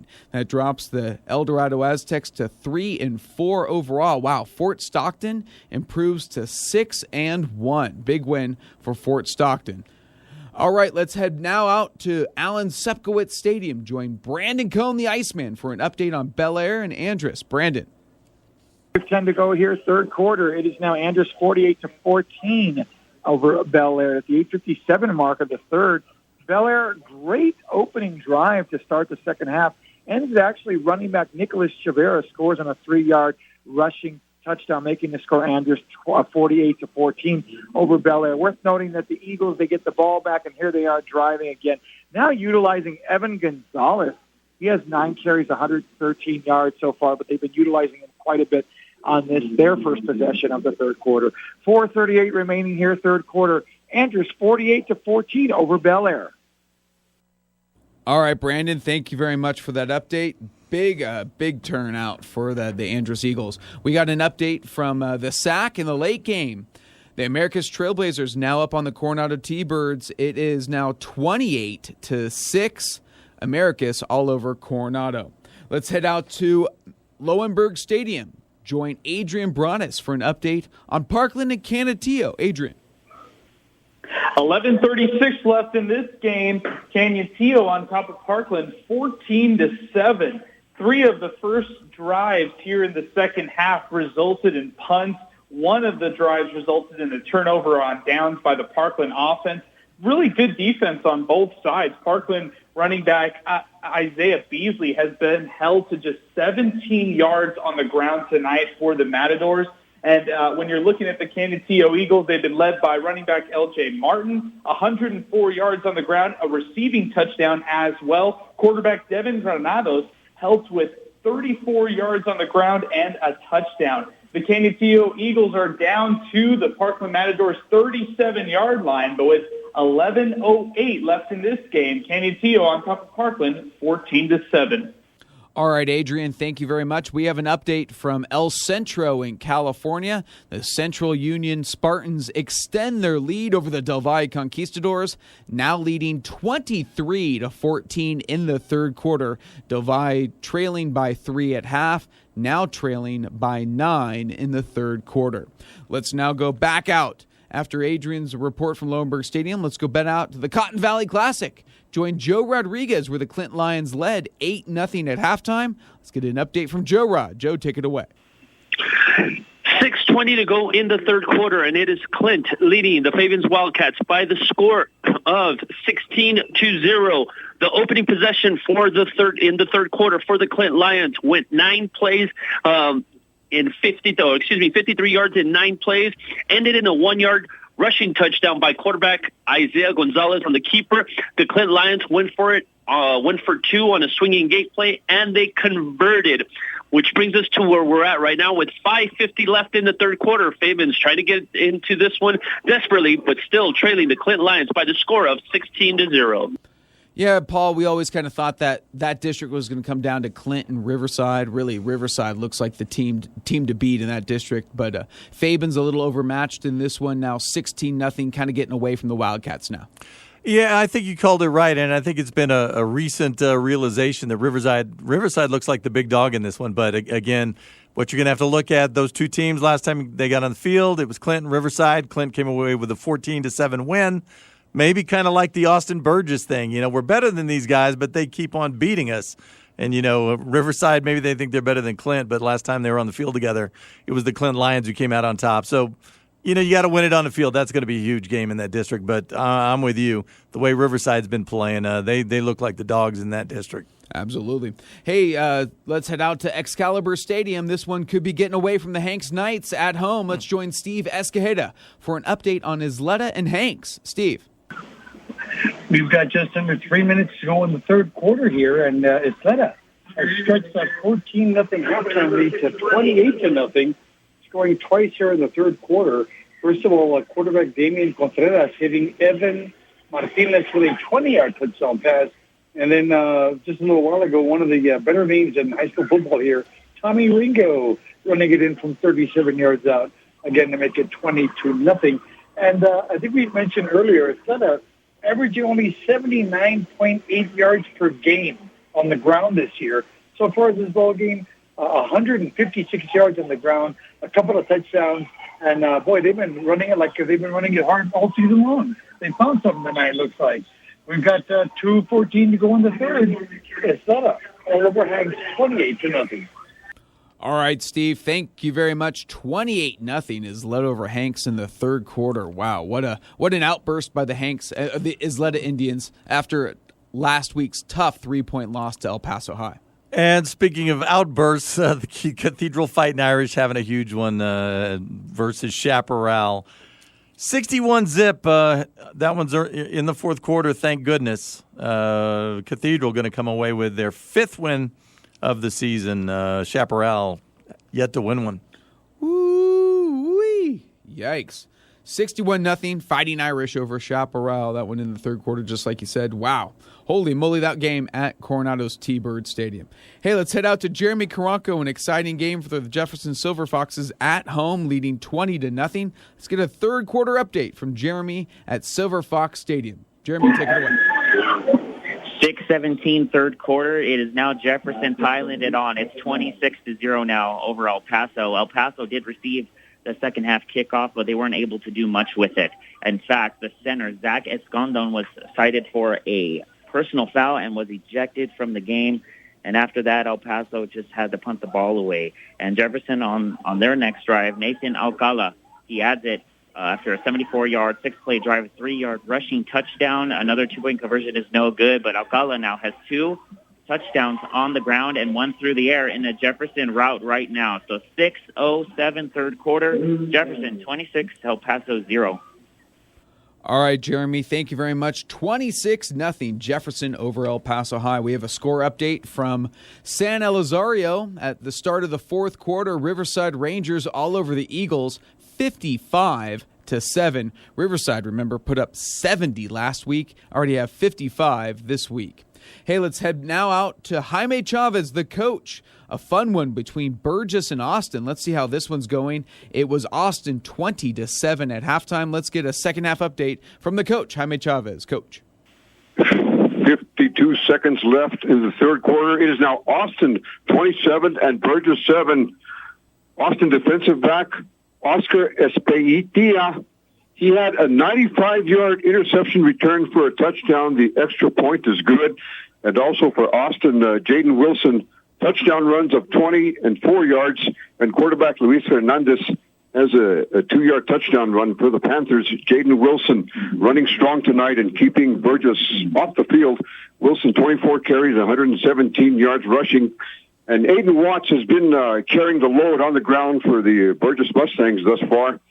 Jones is in, but hasn't seen a whole lot of action. He hasn't really touched the ball much. Tavares Jones, he's got the only touchdown for Burgess, a 4-yard touchdown run in the first quarter, and 4 carries, 4 yards rushing. Aiden Watts for Burgess, 3 carries, 72 yards rushing. So we've got 31 seconds left in the third quarter at Austin's R.A. McKee Stadium. It's Austin 27 and Burgess 7. All right, Coach, thank you very much for that update. Austin now up 3 scores on the Burgess Mustangs, 27-7. Might be the kiss of death early in the third quarter for those guys. The key, and we talked about this in the Andrus game a week ago, a couple of long interception returns by the Andrus Eagles made that game look ugly. And the reason you had interception returns, one by Jeremiah Cooper, the other by Lance Bass, because the Austin Panthers got stuck having to throw the football, something they can't do. What they're good at is lining up in that wing T like actually a pro set, running the ball, not making mistakes. When you force them to throw like they're trying to catch up, that's when they make mistakes. They made mistakes against Andrus. If they don't get behind, as in not getting behind the Burgess Mustangs here tonight, they're in charge of the tempo, they're in charge of the game, and they are in charge of the Burgess Mustangs. 27-7. This is a big night for Austin. Very much so. We got a breaking update from Adrian Broadus over at Lohenberg Stadium. Let's head out to Parkland and Canutillo. Adrian, take it away. We've got 8:38 left in this game right now, and it's the Eagles on top of the Parkland Matadors, 21-7. And just as I was speaking, it looks like Canutillo just stole an interception off Parkland quarterback Eric Ortiz. That was Jeremiah Ramos getting the second turnover of the game for the Canutillo Eagles. It was a nice L.J. Martin touchdown. This time he rushes out from 6 yards out. He's got 2 touchdowns on the night to give Canutillo that 2-touchdown lead. Now the Eagles get the ball inside Parkland territory at the 19-yard line. We've got 8:29 to go. Canutillo can put a nail in the coffin in this one. They lead Parkland 21-7. And Beau, that's more of what we just talked about. What happens? Well, Canutillo gets a score. All of a sudden, they're up 2 scores, 9 minutes left in the game. What happens? The Parkland offense gets a little desperate. They come out of their comfort zone. Let's try and throw it around. And ipso facto, a couple of plays later, Canutillo's got their hands on the ball again. They're ready to put this game away. Absolutely. 21-7, Canutillo over Parkland. We got a breaking update from our Cisco Movers Game of the Week. Let's join Alex Nicholas at Cougar Stadium from Franklin and Eastlake. Alex. 2:33 left here in the third quarter. Score still holding the same. Franklin with a 27-10 lead over Franklin after that short Miles McWhorter 1-yard touchdown run. The ensuing possession would see it end with the 10th takeaway of the season for the Franklin defense. Ryan Woodruff would climb the ladder and go up and pick off Elijah Uribe on a deep pass. That would be the second turnover of the ball game. First by the defense, the other one was a backbreaker by the special teams for Eastlake with that turnover. So 2 minutes exactly left in the third quarter, and Franklin leading Eastlake 27-10. All right, Alex, thank you so much. What a game there for the Franklin Cougars at home over the undefeated Eastlake Falcons. Let's join J.D. Sursley. Probably about 6 touchdowns were scored during halftime. Let's see if there's an update from this one. It was 35-34 Chapin over Horizon at half. Let's get a second half update. J.D., take it away. 6:04 left in the third quarter, and just like the end of the first half, Mason Stander first says, "Let me drive you all the way down, score another touchdown." The scamper that he ran to get into the goal line with the grits and leaping over defenders, getting hit, was amazing. And then a play later, 5 yards, running touchdown. And, of course, right now, Horizon is driving yet again with their ground and pound running game. Chapin can't buy a tackle right now. So, as of right now, Horizon is driving. So, 6:04 left in the third quarter, 42-34 Chapin. And, Beau, let's not throw dirt just yet on those Irvin Rockets out at Bowie's Beatty Samang Stadium. John Knutson, a 4-yard touchdown run. 7 minutes left in the third quarter. They get back within a touchdown. They trail Bowie, winless Bowie, 28-21. Wow, what a game there. That's going to be a fun one for the Bowie Bears, see if they can hold on at home against the Irvin Rockets. All right, we're going to take a break now on Football Friday Night. We'll come back as we're heading into the fourth quarter, the final stretch, here on Football Friday Night, right here on 600 ESPN El Paso. On 600 ESPN El Paso. Let's go back to Beau Bagley and Paul MacKinnon. Welcome back to Week 7 of Football Friday Night. Some score updates from the land of enchantment. In Hobbs, Las Cruces Bulldogs lead Hobbs 31-21 in the fourth quarter. Goddard still leading Mayfield 13-12 in the fourth quarter. And Santa Teresa in the fourth quarter all over Rio Grande leading 48-0. Those are not final just yet. But we do have a score update from Chapin and Horizon. Let's join J.D. Sursley as he's getting his money's worth tonight. J.D., what do you got for us now? All right, 5:32 left in the third quarter.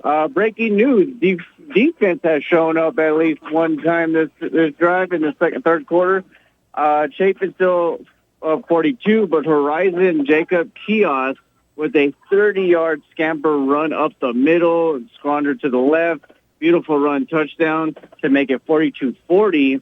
And now, with a beautiful return by Anthony Rivera, set up at the 50-yard line, Mason Stanford throws a great pass to him, 12 yards, but he ends up fumbling, and now Horizon has the ball. So turn of events finally on defense. 5:32 left in the third quarter. 42-40 Chapin over Horizon. All right, JD, thank you very much. What a game there. We'll see you at midnight over at the Union Draft House. No, what a game there, in all honesty. That's going to be a fun one.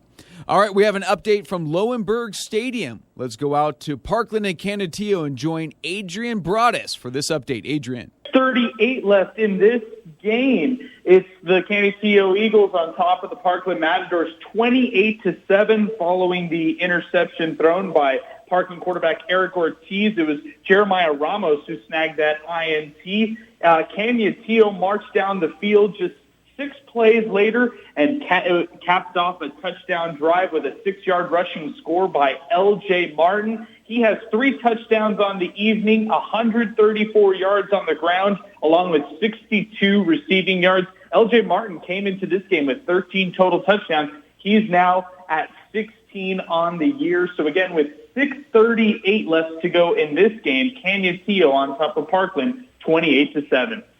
All right, Adrian, thank you very much. This one getting away from the Parkland Matadors there. Remember, it was just a 1-score game, 14-7 at halftime, but this second half has been all Canutillo. We have an update from El Centro in California. The Central Union Spartans led Del Valle by 9 points in the third, but Del Valle creeping back in, gets a touchdown to get within 2. So they're late in the game there. Central Union leads Del Valle 23-21. Let's go out to Joe Rod, Cotton Valley Classic, and get an update on Clint and Fabens. Joe, take it away. Thank you very much, Beau. End of the third quarter, and it is the Clint Lions leading the Fabens Wildcats by the score of 16-0. Head coach Rosel Martinez cannot be a happy camper over on that Clint sideline. His Clint Lions still are continuing to suffer. Currently, they have 12 penalties for 100 yards, and I am including a pass interference that they just got called on, defensive pass interference that gave the Fabens Wildcats a first down and moves them into Clint Lions territory. How bad are things offensively for the Clint Lions? Despite them winning 16-0 right now, there was a point in their last possession. They were it was second down and 41 to go. And as I'm bringing you this report, number 5, Isaac Urrutia, breaks one from 43 yards out for the touchdown. Fabens Wildcats get on the board, and we have ourselves a ball game. We're going to go ahead and send it back to you on the studio with the extra point pending. But right now, out here in Fabens with 11:47 to go in the ball game, it is Clint leading Fabens by the score of 16-6. And another game heating up at Bowie's Beatty Samang Stadium. Isaac Guerrero, 36-yard touchdown reception. Jonathan Knutson, your quarterback, and all of a sudden we're all dead even. Irvin and Bowie tied at 28. Ooh, 28 all. Wow. Bowie looking for its first win of the season. Irvin just trying to stay relevant in District 2-5A. Wow, look at that. What a game there. Hey, we got an update from Brandon Cohn. Bel Air making it a game. Bel Air within 20 now. Remember, they were down 48-7. It's now 48-28, Andrus over Bel Air in the fourth quarter. Hey, we got an update from our Cisco Movers Game of the Week. A breaking update. Let's go out to Alex Nicholas at Cougar Stadium with an update on Eastlake and Franklin. Alex. 25 seconds left here in the third quarter. Franklin leading Eastlake 33-10, and I just became the president of the Cameron Bird fan club as Cameron Bird is balling out here in West El Paso. Bird with a 7-yard touchdown run on the last score, and that was before the play before he hooked up with Beau Sparks for a 20-yard reception, set up that score. That would be Bird's third overall touchdown of the night. Bird 9 of 16 passing, 217 yards and a touchdown. Not much rushing yards, but he does have those 2 rushing scores inside the 10-yard line. So 15 seconds left here in the third quarter, and it's all Franklin as the Cougars lead the Eastlake Falcons 33-10. All right, Alex, thank you very much. This one, again, all Franklin. Franklin really pulling away in this one. They led just 14-10. Actually, it was 20-10 at halftime, but Eastlake led this game early on 10-6 in the first quarter. So it's been all Franklin since that point in the first. And Canutillo Parkland, Adrian Broadus tells us Parkland not ready to give up the ship just yet. Drive the field, sophomore QB. Eric Ortiz, the 1-yard keeper. 6 minutes left to play in the ball game. Canutillo now with a 2-score, 28-14 lead over Parkland. All right, let's head out to Steve Escajeda with an update from Excalibur Stadium and Isleta and Hank. Steve, take it away. We've got 9 minutes to go in the ball game, and the Hanks Knights have gotten on the board. Isleta still way out ahead, 35-8. Isleta made it 35-0 when that running back, Tommy Ringo, scoring for 10 yards out. Of course, Ringo scoring with a little help from his friends on that last one. Hanks then finally got on the board. Quarterback Marcus Porras hitting Eric Falkendahl from 41 yards out. The 2-point try was good. That makes it 35-8. And I'll tell you, instead of surprising everyone tonight, we said earlier, averaging just under 80 yards a game on the ground all season long. Tonight, so far, 210 yards and 3 big scores on the ground. Little under 9 minutes to go in the ball game. It is now instead of 35, Hanks 8.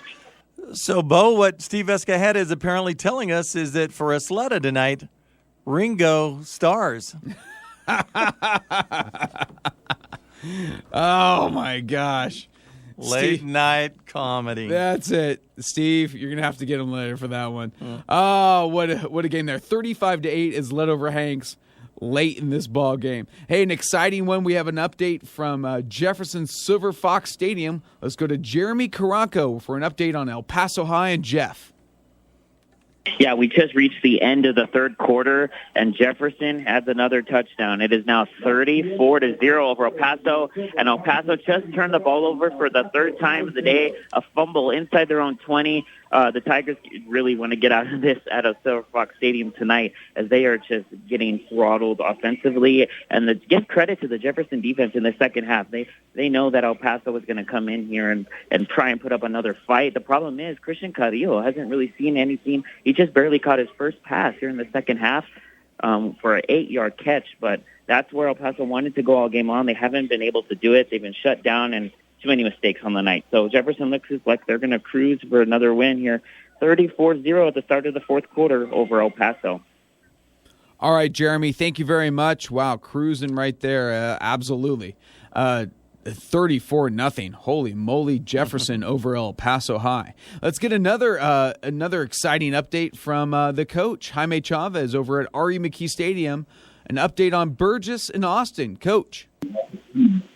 7:02 left in the fourth quarter. It is Austin 27 and Burgess 14. Burgess' Tavares Jones just scored on a 5-yard touchdown run. The extra point was good. That one in the Wildcat formation, as he did in the first quarter. A 2-yard touchdown run for Jones in the Wildcat formation. Jones lining up as a quarterback on those 2 touchdown runs of 5 and 2 yards. But Jones is struggling tonight. 6 carries, 9 yards rushing.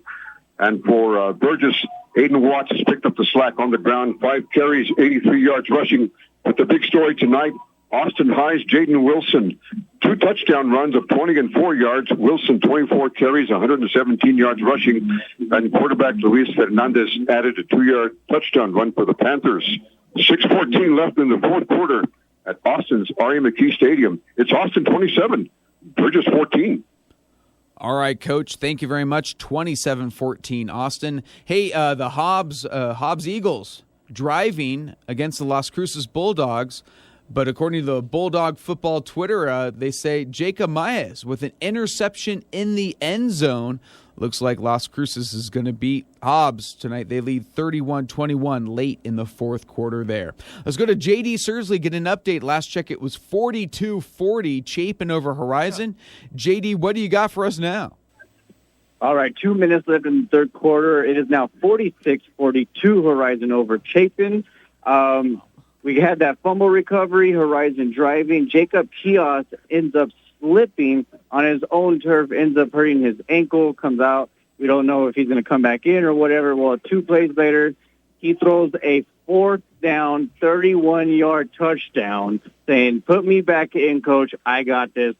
Let me go do my thing." So now it is 46-42, 2 minutes left in the third quarter. All right, JD, thank you so much. Wow, back and forth you go. The Haymakers continue down at Emperor Stadium. Now 46-42, Horizon over Chapin. What a game there. Okay, the Irvin Rockets and Bowie Bears tied at 28.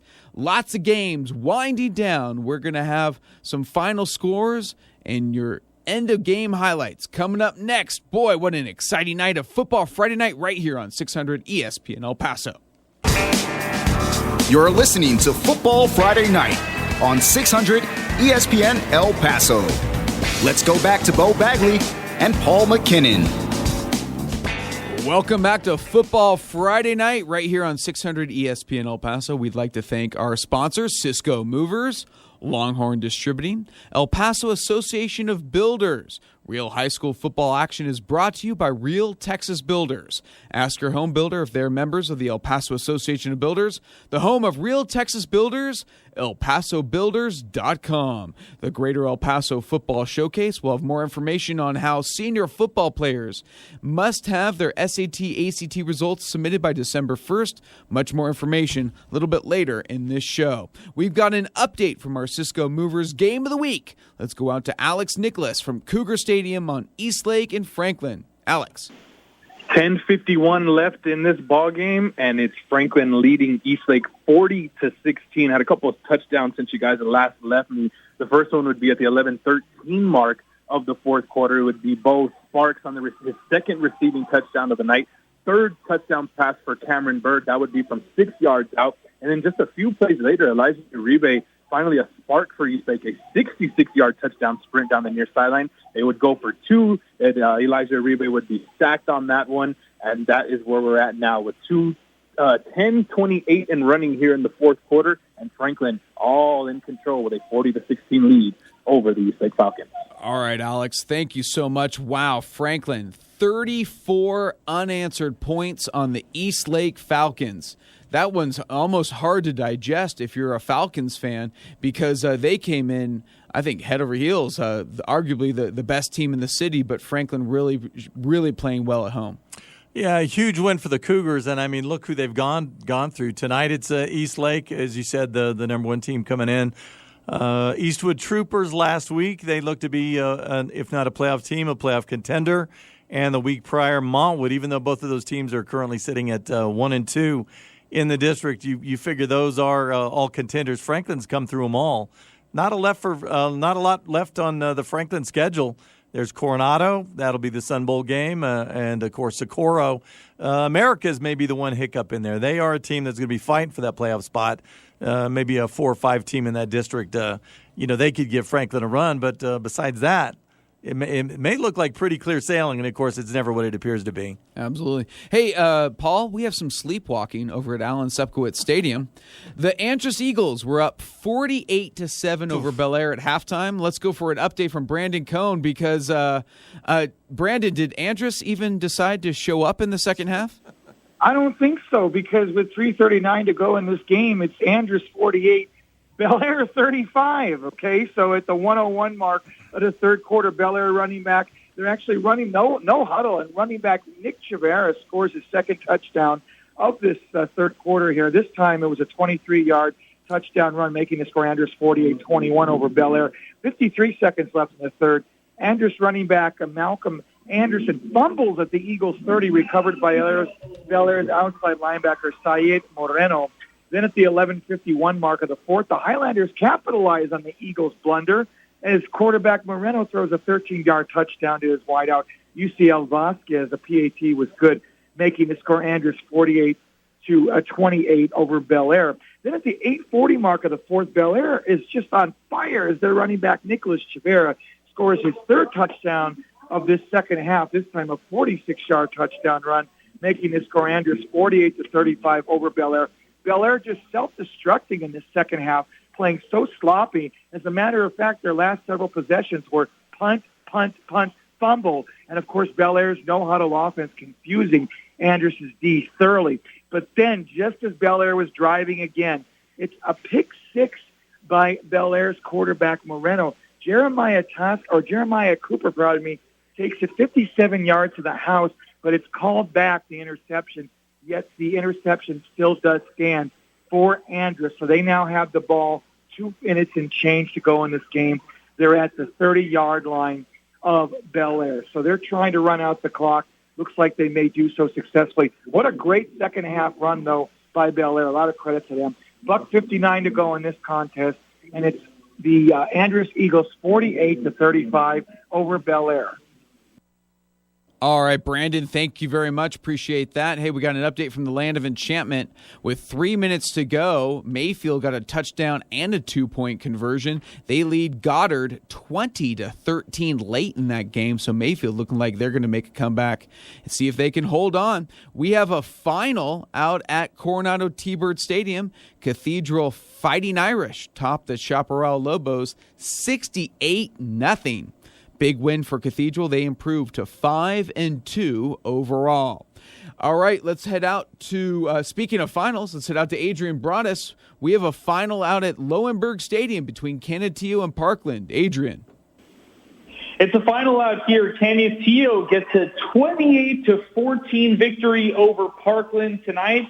The Matadors came into this one winning 18 straight in district play dating back to 2016. Tonight, their streak was snapped by Canutillo, who was led by running back L.J. Martin, 174 rushing yards, 62 receiving, and 3 total touchdowns tonight. But I love the Canutillo defense and what they were able to do. Jeremiah Ramos with the pick, Eduardo Carrillo, the freshman, with an interception. And how about quarterback Devin Granados, 74 yards through the air, 47 on the ground, pacing it nicely both ways, and had 2 total touchdowns. On the other side, Parkland quarterback, a sophomore quarterback, Eric Ortiz, was 10 of 21 with 155 passing yards, spread it out to his 2 top targets in Dante Lewis and DJ Crest Daniels. And he finished the day with 2 interceptions, but had 2 rushing yards. Running back Isaiah Beasley was held today in check by the Canutillo stout defense, just 24 rushing yards, and he usually averages 118 on the ground per game. Next week, Canutillo will go up against Isleta. They improved to 6-1 and 1-0 in district play, while Parkland falls to 1-6, 0-1 in district play. They take on Horizon next week. Again, the final out here as Canutillo defeats Parkland 28-14. All right, Adrian, thank you very much. Canutillo Eagles improving to 6-1. Big win today at home over the Parkland Matadors. Adrian, thank you very much. Get out of there. We'll see you down at the Union Draft House on Sunland Park, home to our post-game get-together. Come join us. Let's talk some high school football over at Union Draft House on Sunland Park. We have finals all across the board now. Riverside defeated San Elizario. This is a final. Riverside 65-7 victors over the San Eli Eagles. Riverside improving to 6-1 on this season. Wow. Also a final from Hobbs, New Mexico. The Las Cruces Bulldogs topped the Hobbs Eagles 34-28. That is a final. Cruces improves to 4-3 overall, but 2-0 in district. Let's head out now to Joe Rodriguez, see if we got a final down at the Cotton Valley Classic between Clint and Fabens. Joe, what do you got for us? 5:16 left in the game, and it is Clint, the Lions, leading the Fabens Wildcats by the score of 22-6. A 4-play, 60-yard drive ended in a 42-yard touchdown run by tailback Manuel Holguin on that touchdown. The Lions went for 2 and failed to convert. And right now, just as I'm starting to give this report, the Fabens Wildcats had a turnover on downs at the Clint 8-yard line deep in that red zone. The Wildcats failed to convert and really get back into this game. I'm assuming that for Coach Martinez and his Clint Lions, it's all going to be about clock bond management. This possession, one of those 7-8 minute drives that they're capable of putting, since they have an all rushing attack, to put this one to bed and pick up their 3rd victory of the season. I'm going to go ahead and send it back to you all in the studio with 5:05 left in this ball game. It is Clint leading Fabens by the score of 22-6. And Beau from Bowie's Beatty Samang Stadium. Abe Alaniz, a 1-yard touchdown run set up by a pass interference penalty. Bowie jumps back out on top of Irvin, 35-28, 8.5 minutes left in that one as 0-6 Bowie looks to get their first win in 2 seasons. Wow, what a game there at Beatty Semang Stadium. Now remember, Bowie was up 28-14 at halftime, but Irvin storming back to tie it at 28, and the Bears finally getting their first touchdown of the second half to go up by a touchdown. 35-28 late in the fourth. Updates from there. Wow, what a game there. Let's head out to Steve Escajeda for an update on Isleta and Hanks at Excalibur Stadium. Steve. We've got just about 1:10 and counting to go in this ball game. It's winding down. Isleta's going to win it. They lead 42-14. A couple of scores to report on. Isleta made it 42-8 when quarterback Damian Contreras scored from 3 yards out.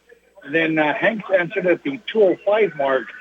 Their quarterback Marcus Porras throwing his second touchdown pass of the ball game. This one a 36-yarder to Dominic Casillas. And but this one's all over 42-41. We're just gonna take a knee on this one. We'll come back for the halftime final report. But it looks like Isleta is gonna win this one against Hanks tonight, 42-14.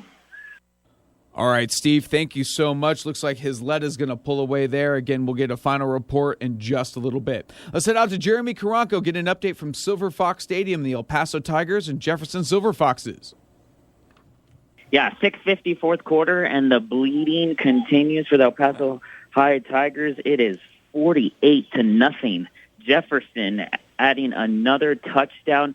Arturo Rubio over 200 yards on the ground for 2 touchdowns. He just took off for a 72-yard score. Before that, Nathan Alcala, another rushing touchdown. He's got 4 tonight, and he's close to over 100 yards rushing. The Jefferson Silver Foxes are just purely dominating this game. A little bit of a shocker tonight throughout all of our games. Really expected a close one here, and it's not the case. Jefferson, they want to showcase themselves that they can compete for this district title, and they definitely have the playmakers to do it. So 6:40 here in the fourth quarter in a blowout. Jefferson just purely dominating El Paso 48-0. So Rubio never has a 200-yard rushing game in his high school football career. 3 years he's been on varsity. And now he has them in back-to-back weeks. Amazing. Wow, what a game for the Jefferson Silver Foxes. We have a final out in El Centro, California. Central Union Spartans top the Del Valle Conquistadors 36-28. That drops Del Valle to 5-2 overall. A tough loss for the Del Valle Conquistadors at Central Union, 36-28. Hey, we have an update from Horizon's Emperor Stadium. Let's go to J.D. Sursley for this breaking update. J.D., take it away. 8:04 left in the fourth quarter. Mason Sanderfer with a nice 4-yard touchdown pass to Timothy Pastron, which is now his second receiving touchdown of the game. A beautiful drive. The kickoff, a ensuing kickoff, the first play from scrimmage, Jacob Kia scores a 66-yard scamper run up the middle to now make it Horizon 52 to Chapin 49. 8:04 left in the fourth quarter. Wow is right. 52-49 Horizon still maintaining that slim lead over the Chapin Huskies. What a game here, back and forth. Remember, this was 35-34, a Chapin 1-point lead at halftime. Now 52-49 Horizon over Chapin. And third touchdown of the night for Quijas, a 2-yard run, a 30-yard run, and now a 66-yard run. I think a couple of weeks ago I was saying, oh, well, this guy's kind of more just of a manager. You know, his brother, Abe, was the star of the team, carried the team on his back. This guy just gets the ball to other people. Well, not tonight. Jake Quijas has entered the fray, and he's the star. What a game there. Wow. We'll have much more after this break. We're going to take a quick break. Oh, who do we got here? Angel Munoz, my producer's waving at me. Yeah. Who do we got next? We got a breaking update? We got Jaime. Let's head out to the coach, Jaime Chavez, with an update on Austin and Burgess. Coach, take it away. And this one just ended. It's a final at Ari McKee.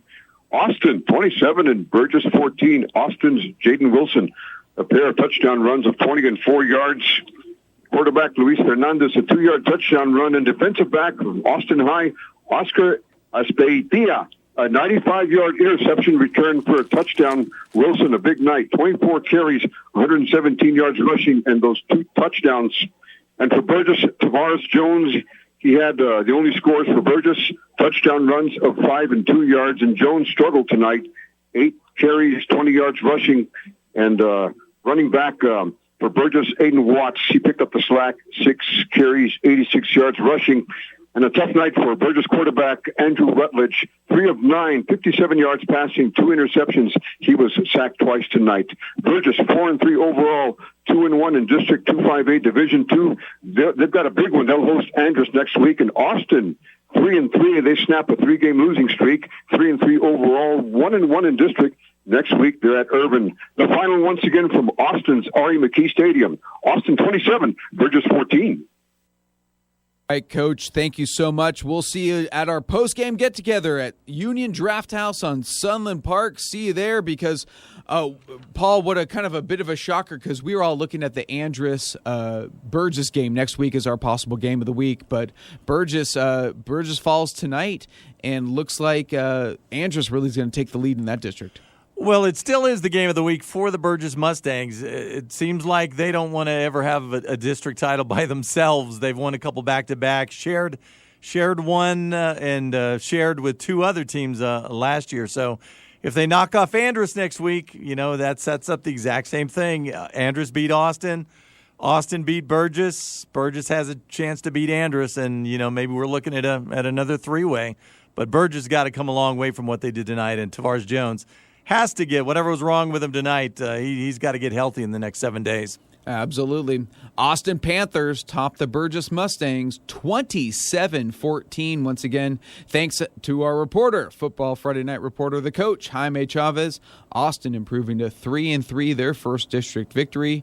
Burgess falls to 4-3 and 2-1 in district in a big game hosting the Andress Eagles next Friday night. We're going to take a break, have more final scores for you next on Football Friday Night right here on 600 ESPN El Paso. You're listening to Football Friday Night on 600 ESPN El Paso.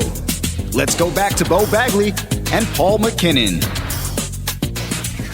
We have some score updates here on Football Friday Night, the doubleheader in the SAC. Americus now up on Coronado 42-6. Looks like Americus is going to win that one and improve to 2-4.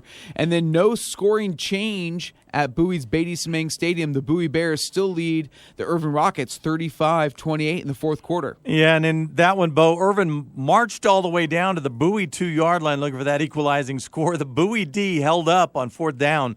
Take over the ball at their own 2-yard line. Now let's see if the offense can, punch it out for maybe a couple of first downs, run the clock out for those Bears.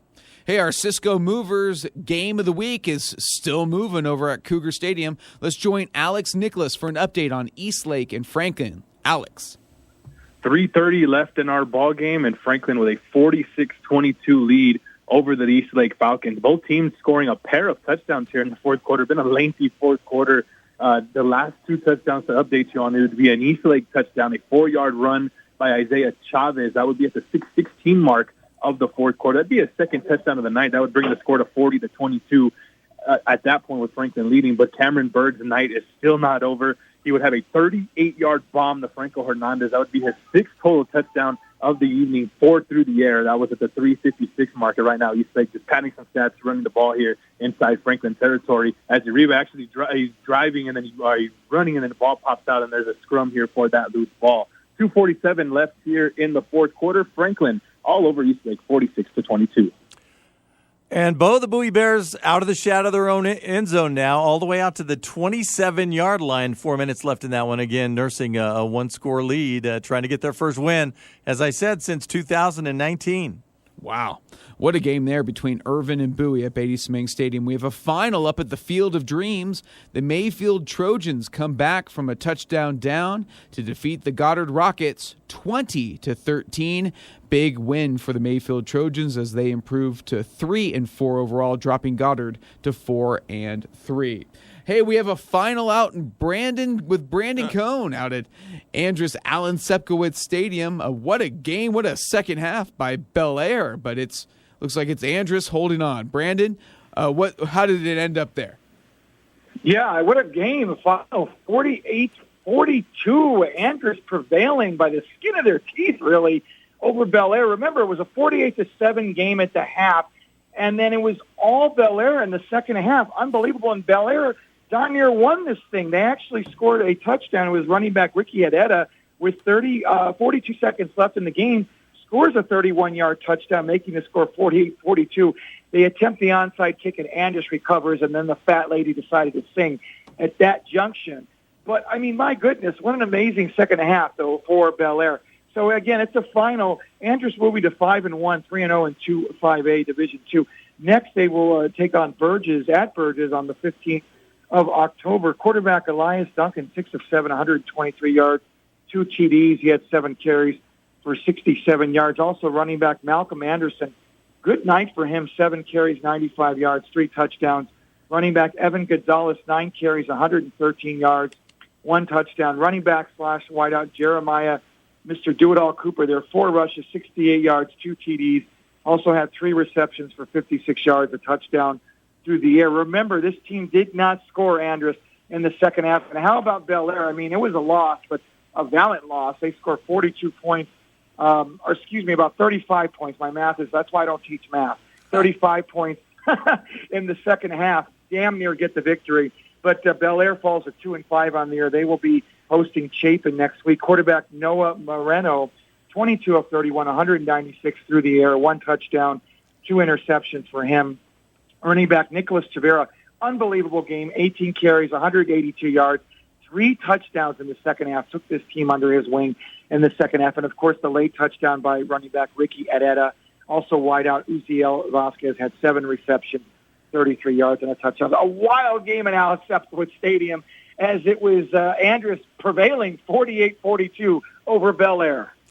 And, Beau, I'm not buying on Bel Air just yet. We've seen this MO from them before. Get destroyed in the first half and then come back when there's no telling who you're playing against in the second half. They came. We'll find out for sure. The entire Super 5A district gets a week off next week, preparing for the start of their district season. Remember, it's only 3 weeks, 4 teams. Everybody goes to the playoffs, even this Bel Air team. But they open up hosting Chapin, who's having quite the time tonight with Horizon. So we'll find out how legit they are then. Absolutely. 48-42, Andrus over Bel Air. Iceman, thank you so much. We'll see you at the Union Draft House on Sunland Park. Great job. Once again, that district, El Dorado, Del Valle, Chapin, and Bel Air, all on byes next week, along with Jefferson, San Elizario, and Gadsden Panthers. Actually, Gadsden, their season is over. Hey, let's jet out to the Cotton Valley Classic. Join Joe Rodriguez for an update on Clint and Fabens. This should be a final. Clint, Joe, what do we got? Oh, let's go to JD. We got an update from Chapin and Horizon. There must be 10 more touchdowns since the last time we've spoken to JD. Let's go to JD first with an update from Emperor Stadium. JD. All right, Mr. Bagley, you're pretty close. 5:18 left in the fourth quarter. Mason Standerfer with an amazing, beautiful Hail Mary-looking throw to Anthony Rivera for 45 yards with that extra 5 yards, him running in for that touchdown. He was getting hit in the pocket and just threw it up, gave his guy a chance. Anthony Rivera did the rest. And would you have it? Horizon is also driving, ground and pound game still. 4:50 left in the ball game. Chapin 56, Horizon 52. JD, thank you so much. Wow, what a game there. 56-52. So back and forth. Chapin retakes the lead. We'll see what happens here.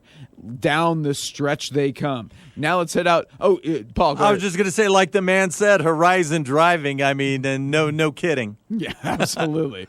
Yeah, nobody's playing. Everybody's driving out there. Right. Let's head out to Joe Rodriguez. Speedway. The Cotton Valley Classic between Clint and Fabens. Let's see how this one ended up. Joe. All done out here in the Cotton Valley, where the Clint Lions have picked up their 3rd victory of the season, first in district play by defeating the hosting Fabens Wildcats by the score of 22-6. A couple of final stats for the night. For the Clint Lions, they carried the ball 41 times. That's rather normal, for 288 yards for a grand total of 278 yards because they lost 10 yards total net on a couple of sacks. But they're definitely, without a doubt, the stat of the night, and I'm sure the stat that Coach Rosel Martinez is going to address probably throughout the week. 14 penalties for 130 yards. As far as individuals, Isaiah Gonzalez, Manuel Holguin, each of them carried for 67 yards, and they each had a touchdown. So like I said, the Clint Lions moved to 3-4 on the year, 1-0 in district play, and next week they will host Mountain View, while the Fabens Wildcats drop to 1-6, 0-1 in district, and next week they will face Riverside. They will travel over to the Lower Valley and face the Riverside Rangers. That's all I got for you all out here in the Cotton Valley. Always nice to be out here. Great community, great crowd always turns out for this game. But for tonight, the 2021 edition, it was all Clint Lions defeating the Fabens Wildcats by the score of 22-6. And Beau, J.D. Sursley tells us that Horizon is driving no more. No, not because they scored some points. They coughed up the football. Fumble time. Chapin hops on top of it. Should be about 4 minutes left in that one. Chapin going to try and run out the clock. And Chapin up by 4, 56-52 in that game. All right, let's head out to Steve Escajeda for an update and a wrap-up of Isleta and Hanks. Steve. Well, it's all over here at the Excalibur Stadium at Hanks High School, Isleta, knocking off Hanks 42-14 in the District 1-5A opener for both teams. Isleta improves to 4-3 on the season, of course 1-0 in district play, and the Indians were led on the ground by Arath Gomez, 23 carries, 144 yards on the night. Of course, it was just another day in the life for Tommy Ringo, who rushed for 135 yards and a couple of touchdowns. Quarterback Damian Contreras, 8 out of 14 through the air, 137 yards, 2 touchdowns, 1 pick. He also ran for a couple of touchdowns. His 2 favorite targets tonight, Evan Martinez, 4 catches, 83 yards and a touchdown. Gavin Espino, 3 catches, 74 yards, and he had a score. For the Hanks Knights, who fall to 1-7 on the season, 0-1 in district, Xavier Johnson, 13 carries, 74 yards on the night. Of course, he came in averaging 121 per game. Quarterback Marcus Porras, 9 out of 16 for 165 and a couple of touchdowns. Eric Falkendahl, 5 catches, 85 yards and a touchdown. Dominic Casillas, 2 catches, 63 yards and a score for the Knights. Isleta, again, 470 total yards on the night to Hanks' 249.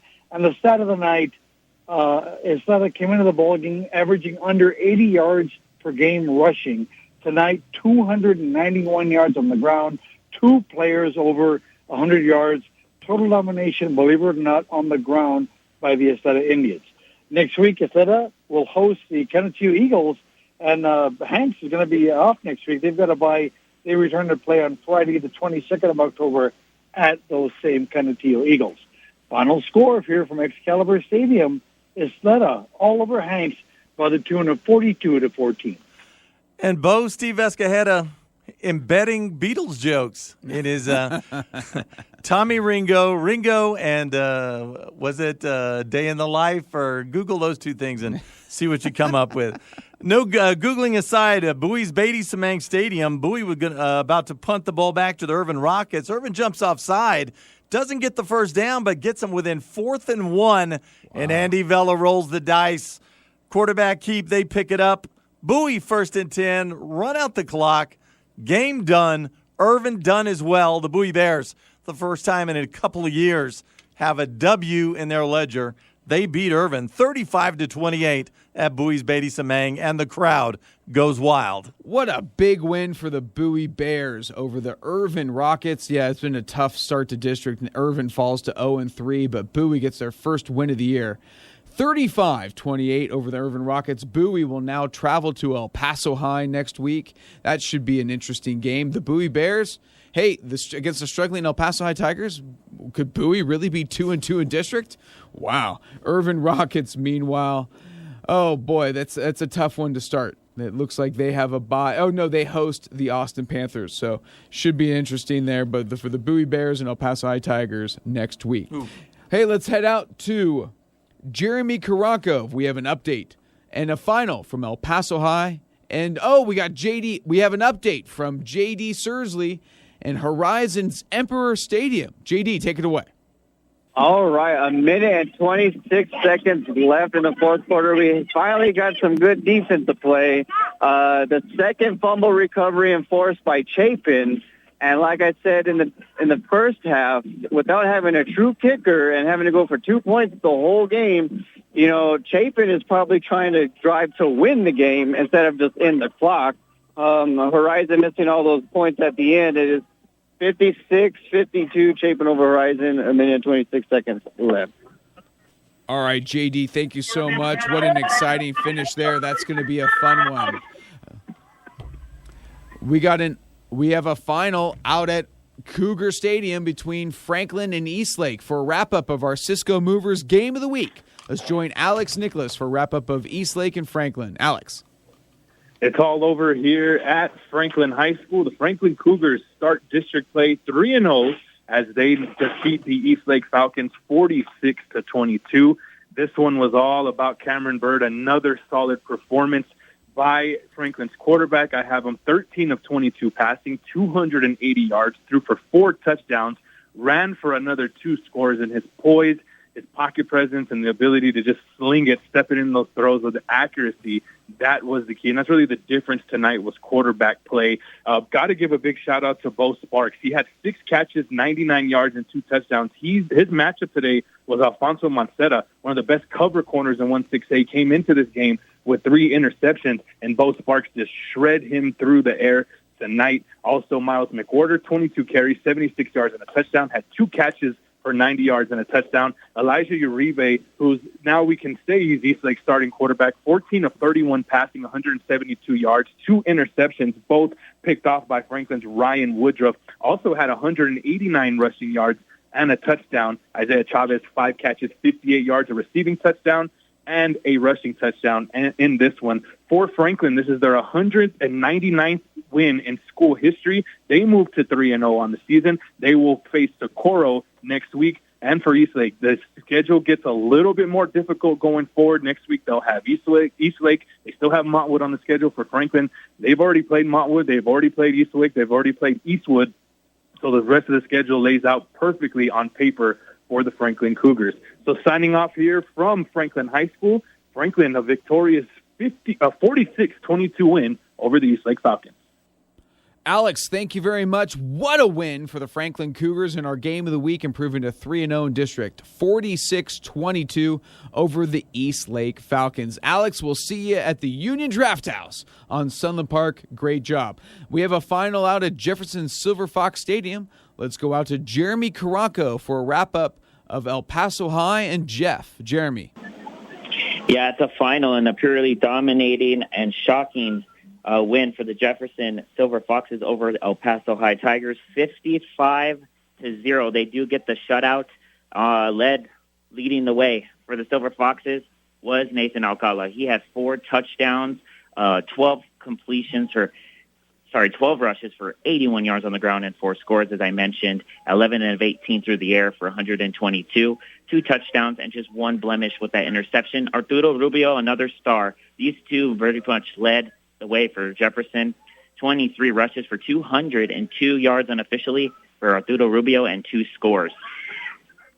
And for El Paso, pretty much a disastrous night, pretty much to sum it up for El Paso. They were unable to move the ball. Once they were able to get in the red zone, it seems like they just became shell-shocked and unable to get much done. 6 turnovers on the night. Jerry Chides did put up 73 yards on 6 out of 17 through the air. And that would be the final. So for Jefferson, the Silver Fox is moving to 5-2, 2-1. They will have a bye week next week before facing Austin on October 29th, which is summing up to be a pretty big District 2 5A matchup there.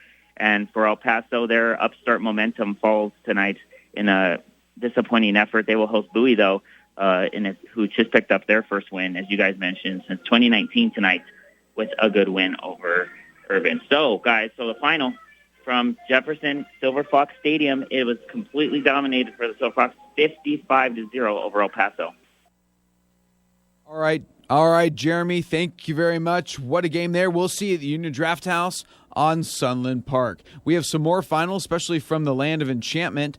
Oregon Mountain tops Gadsden 34-29. And Anthony, the Wildcats, wow, what a game over Tornillo, 71-7.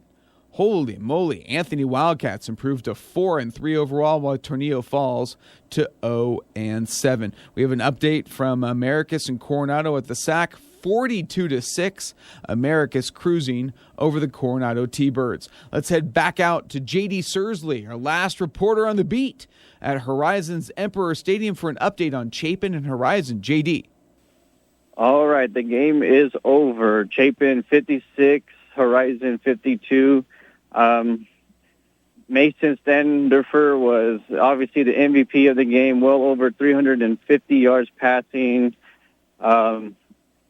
Horizon with the miss, no field goals, no 2-point conversions, missing them. Obviously, came and bit them at the end and couldn't keep up. Jacob Kihas was the standalone guy at the end with a pair of touchdowns towards the end, but obviously Mason Standerfer with his play made Chapin get the win. All right, JD, thank you very much. What a huge win for the Chapin Huskies. What a back-and-forth game. Remember, they're up early on 14-7. Horizon is, and then Chapin comes back to take a 1-point halftime lead, and then it's back and forth, like JD said early on, throwing haymakers left and right. Ernie Garcia probably had 1,200 yards and 10 touchdowns. And a kickoff return, absolutely right for a score. I tell you what, it's really big for is, you don't root for teams, but I'm glad to see for Chapin they're able to continue the momentum. They've been playing well, 3-4 games in a row now. And if they stub their toe here against Horizon, who cares, not a district game. But you lose to Horizon, and I think it takes a lot of the wind out of their sails. Now they have a big win, come from behind win in a close game, a shootout, and they were able to hold on for that. They get a week off, and then it's time to start the Super 5A season. We all say Del Valle is the king of that roost, but, they're going to have to prove it. And now there's a Chapin team feeling pretty good about itself as they enter district play. In fact, I think that's the game. Chapin Del Valle head-to-head in a couple of weeks. Absolutely. What a big win. 56-52 Chapin over Horizon, improving to 4-3 on the season, while Horizon falls to 2-4. Chapin, once again, a big bye week next week. Feeling good about themselves heading into the bye week. We're going to wrap things up. We got final scores everywhere. A scoreboard next. We're going to take a break. You're listening to Football Friday Night right here on 600 ESPN El Paso. You're listening to Football Friday Night on 600 ESPN El Paso. Let's go back to Beau Bagley and Paul MacKinnon. Welcome back to Football Friday Night, Week 7 edition. We got final scores all across the board. Let's head down the line. And our Cisco Movers game of the week. Franklin tops Eastlake 46-22. Franklin improves to 3-0, District 1-6A. 3 big wins there, too. The Andrus Eagles hold on to beat Bel Air 48-42. Andrus led that at halftime, 48-7. But 48-42, Andrus over Bel Air is your final. At Canutillo's Lowenberg Stadium, the Eagles top Parkland 28-14. Down to the Cotton Valley Classic between Clinton Fabens, the Lions top the Wildcats 22-6. Isleta all over Hanks at Excalibur Stadium 42-14. Jefferson shutting out the El Paso High Tigers, winning 55-0. And the Austin Panthers, well, surprising the Burgess Mustangs a little bit, winning 27-14. Austin improves to 1-1 in district. Burgess falls to 2-1 in district, 4-3 overall. And in a barn burner at Emperor Stadium, the Chapin Huskies top the Horizon Scorpions 56-52. Elsewhere earlier today at the SAC, Pebble Hills topped Socorro 63-0. The late game of the SAC, this one's still in the fourth quarter. Americus leads Coronado 42-6. El Dorado falls at Fort Stockton 23-17. Fort Stockton improves to 6-1. El Dorado falls to 3-4. Del Valle also shocked in California. The Central Union Spartans top Del Valle 36-28. Del Valle falls to 5-2 overall. The Bowie Bears hold on for their first victory of the season. They defeat the Irvin Rockets 35-28. The Riverside Rangers put up 65 at Sanelli, winning 65-7. The Cathedral Fighting Irish improved to 5-2 overall, winning 68-0 over Chaparral. Over in the Land of Enchantment, Oregon Mountain tops Gadsden 34-29.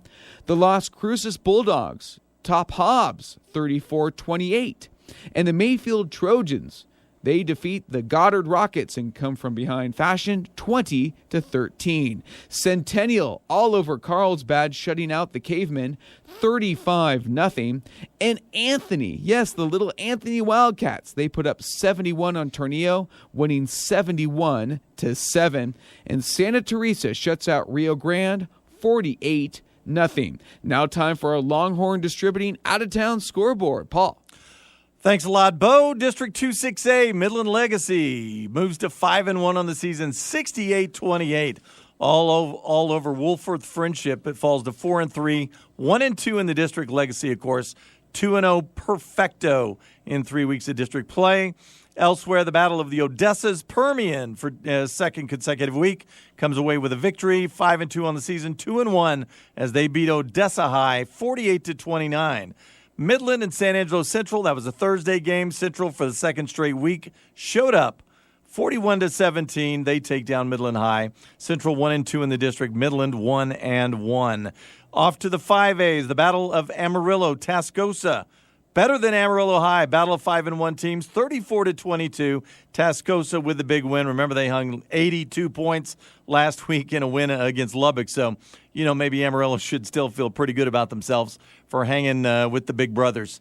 Thursday night game, Caprock beats Monterey 28-7. Monterey falls to 1-2 in the district, 3-4 overall. Caprock 2-4, 1-1. Also, tonight's game 49-6. Lubbock gets smashed again, this time by Lubbock Coronado. The Battle of Lubbock's Coronado moves to 2-1 in the district. Lubbock falls to 0-3. To Division II, Canyon Ranch. They beat Wichita Falls, moved to 4-2 in the season. District opener for all of these clubs. Plainview and Cooper, Lubbock Cooper 55-27. They beat Plainview. Remember, Cooper's only lost this year to Wolford Friendship 14-13. They moved to 5-1 on the season. Plainview falls to 1-5. Wichita Falls Ryder in a close one holds off Abilene Wiley. They stay undefeated 6-0, 34-19. Wiley falls to 2-4. Down to the 4As, District 2 4A. Canyon High beats Andrews 29-20. Canyon goes 6-1. Andrews 2-5. Pampa all over Big Spring in the Battle of 5-1s, 58-7. Pampa moved to 6-1. Big Spring falls to 5-2. And correcting bad information as per usual, Chapin doesn't open in 2 weeks against Del Valle. They open, of course, with Bel Air, which leaves Del Valle going to the SAC 2 Fridays from now. That'll be a good one. Del Valle and El Dorado to open the Super 1-5A season. That should be a good one. We're going to put a bow on this when we come back. Football Friday night. That was our out-of-town scoreboard brought to you by Longhorn Distributing. Our player of the game brought to you by Taco Avocat. Need a new spot to try? Experience Taco Avocat for feel-good fast food. Family packs available for the big game, or stop by their drive-thru and grab Taco Avocat to go. Wear your school colors and receive 10% off at Taco Avocat. Dine in at 2114 North Zaragoza or order online at tacoavocat.com. We're going to take a break and put a bow on Week 7 next on Football Friday Night. This football season, and for all your sports watching, there's only one place to be in the Sun City, the Union Draft House. 3 locations in town, far west in the Cimarron Plaza, east on Tierra Este, and the newest location on Sunland Park next to the mall. Union Draft House, 100 beers on tap. Feast on their handcrafted food and stay to watch the big game. Pizzas, wings, and beer. Family friendly, perfect for a night out and a great time with friends. The Union Draft House, the after party spot of Football Friday Night. Learn more on Facebook and Instagram p.m. at Union Draft House. Cisco Movers, El Paso's local moving experts. As a family-owned and operated company, Cisco Movers is happy to work with families on their next move, big or small. Whether it's moving all the prized belongings to the new dorm, moving for a new career, or storing furniture and other items in a safe location, Cisco Movers can help. Affordable and trustworthy. That's the Cisco Movers way. Make your next move hassle-free. No hidden fees, no travel costs. Cisco Movers. Get started with a free quote online at CiscoMovers.com. Cisco Movers, the best move you'll make in El Paso. We don't want to live forever. We just want to live right now. They said, if you drink, you will die. My uncle went like this to the doctor. Yeah, man, let's go. He sees me one time, he thinks he knows me. George Lopez in the OMG High Comedy Tour. This Saturday night, 7 p.m., Abraham Chavez Theater. Tickets are on sale now at Ticketmaster or 915-534-0600. Don't miss George Lopez Live. Prescription products require an online consultation. Restrictions apply. See website for details and important safety information. Think you might have ED? ED is common, but the solution is simple. forhims.com. I didn't have to talk to a doctor in person, and the medication was shipped right to my door. Get access to doctors online who can prescribe you FDA-approved ED medication if appropriate. The same active ingredient as name brands, but 90% cheaper. Rise to the occasion or your money back. Go to forhims.com/joy to get your first visit free. forhims.com/joy. As you prepare to touch down in Dallas, you realize you've won the Dallas Cowboys touchdown flyaways. Ball by Prescott, man, all alone at the goal line. KLAQ presents free trips to every Dallas Cowboys home game. You could be flying away to Dallas with round-trip airfare for 2, game tickets, hotel, plus $100 spending money. The Dallas Cowboys touchdown flyaways. Register now at all 5 Comforts locations. All 3 Yes We Do Family Hair Centers. Legacy Wellness CBD on Red Road. All 7 Oscar Arrieta All-State Agency locations. Tortuga Sports Lounge on Shadow Mountain. Chase the Taste. Northeast on Gateway South. And west North Desert at Mesa. Upper Valley Urgent Care Center. Next to Adventure Zone. Taco Level Cot. On Zaragoza. Burger Bros. 9300 Acer. Off Flight Count at I-10. And Border City Ale House. 1506 Lee Trevino. Prescott. He runs to the pylon. He runs it in. Touchdown. Sign up before October 21st to see the Cowboys host the Denver Broncos. Sunday, November 7th. Celebrate with Miller Lite. The only beer of the Dallas Cowboys. Full details at KLAQ.com. You're listening to Football Friday Night on 600 ESPN El Paso. Let's go back to Beau Bagley and Paul MacKinnon. Thank you, and welcome back to Football Friday Night as we wrap things up here. Week 7 of the high school football season. We still have one game in the fourth quarter. The America's Trailblazers and Coronado T-Birds, the second game of a doubleheader at the SAC. The Trailblazers lead the T-Birds 56-6 in the fourth quarter. About 5 minutes to go. Yeah, I think that one. I think I'm going to call that one. I think you not should. for the Thunderbirds. Yeah, yeah. Americas will likely prove to 2-1 in district, while Coronado falls to 1-2. So that district now stacked. As we take a look at next week, so Americas now at 2-1, an exciting one. The first game of a doubleheader Friday night. Eastwood and East Lake. Well, I should say Thursday night. As speaking of Americas, they're going to host Montwood at the SAC on Thursday night. That should be a fun one. It's a big game. We're talking about 5 teams that are playoff worthy, looking for 4 spots. So, yeah, that's huge. Speaking of 6A, Eastwood and East Lake at the SAC, the 4 p.m. kickoff game on Friday. That's going to be a fun one, almost like a playoff play-in game almost. Who's going to win that one? An exciting District 1 6A. But then what do you say? No, I was just going to say, I guess the one positive in Eastwood, they're out at the SAC again. They were just there Thursday and had a good experience getting past Montwood. 35-28, something in that vicinity. 33-27, yeah. Close Eastwood enough. over Montwood, so we're close. But then we go down to 5A, an exciting one, intriguing game. Can the Burgess Mustangs possibly shock the Andrus Eagles? The Mustangs will host Andrus, 7 p.m. at Mustang Stadium. That's going to be a fun one. Well, this might be a case. Burgess has had success with Andrus recently. I mean, the last time they were on the field together, Burgess had their way with them. Yeah, Andrus looks like much the better team tonight, but what are we looking at? Look how Andrus collapsed in the second half tonight against Bel Air. Was it a lack of interest, or did Bel Air just figure something out? And Andrus has holes in their team, and Burgess was moribund. 27-7, most of that contest. They scored a touchdown late to maybe get close. On the, I guess, one positive for them, if you can call this a good thing, Tavares Jones under the weather night, sick kid. I think he only carried the ball 6 times, according to what Jaime Chavez told us. Maybe as many as 9 times. That's not a lot of carries, and that would be indicative of a guy who's not healthy.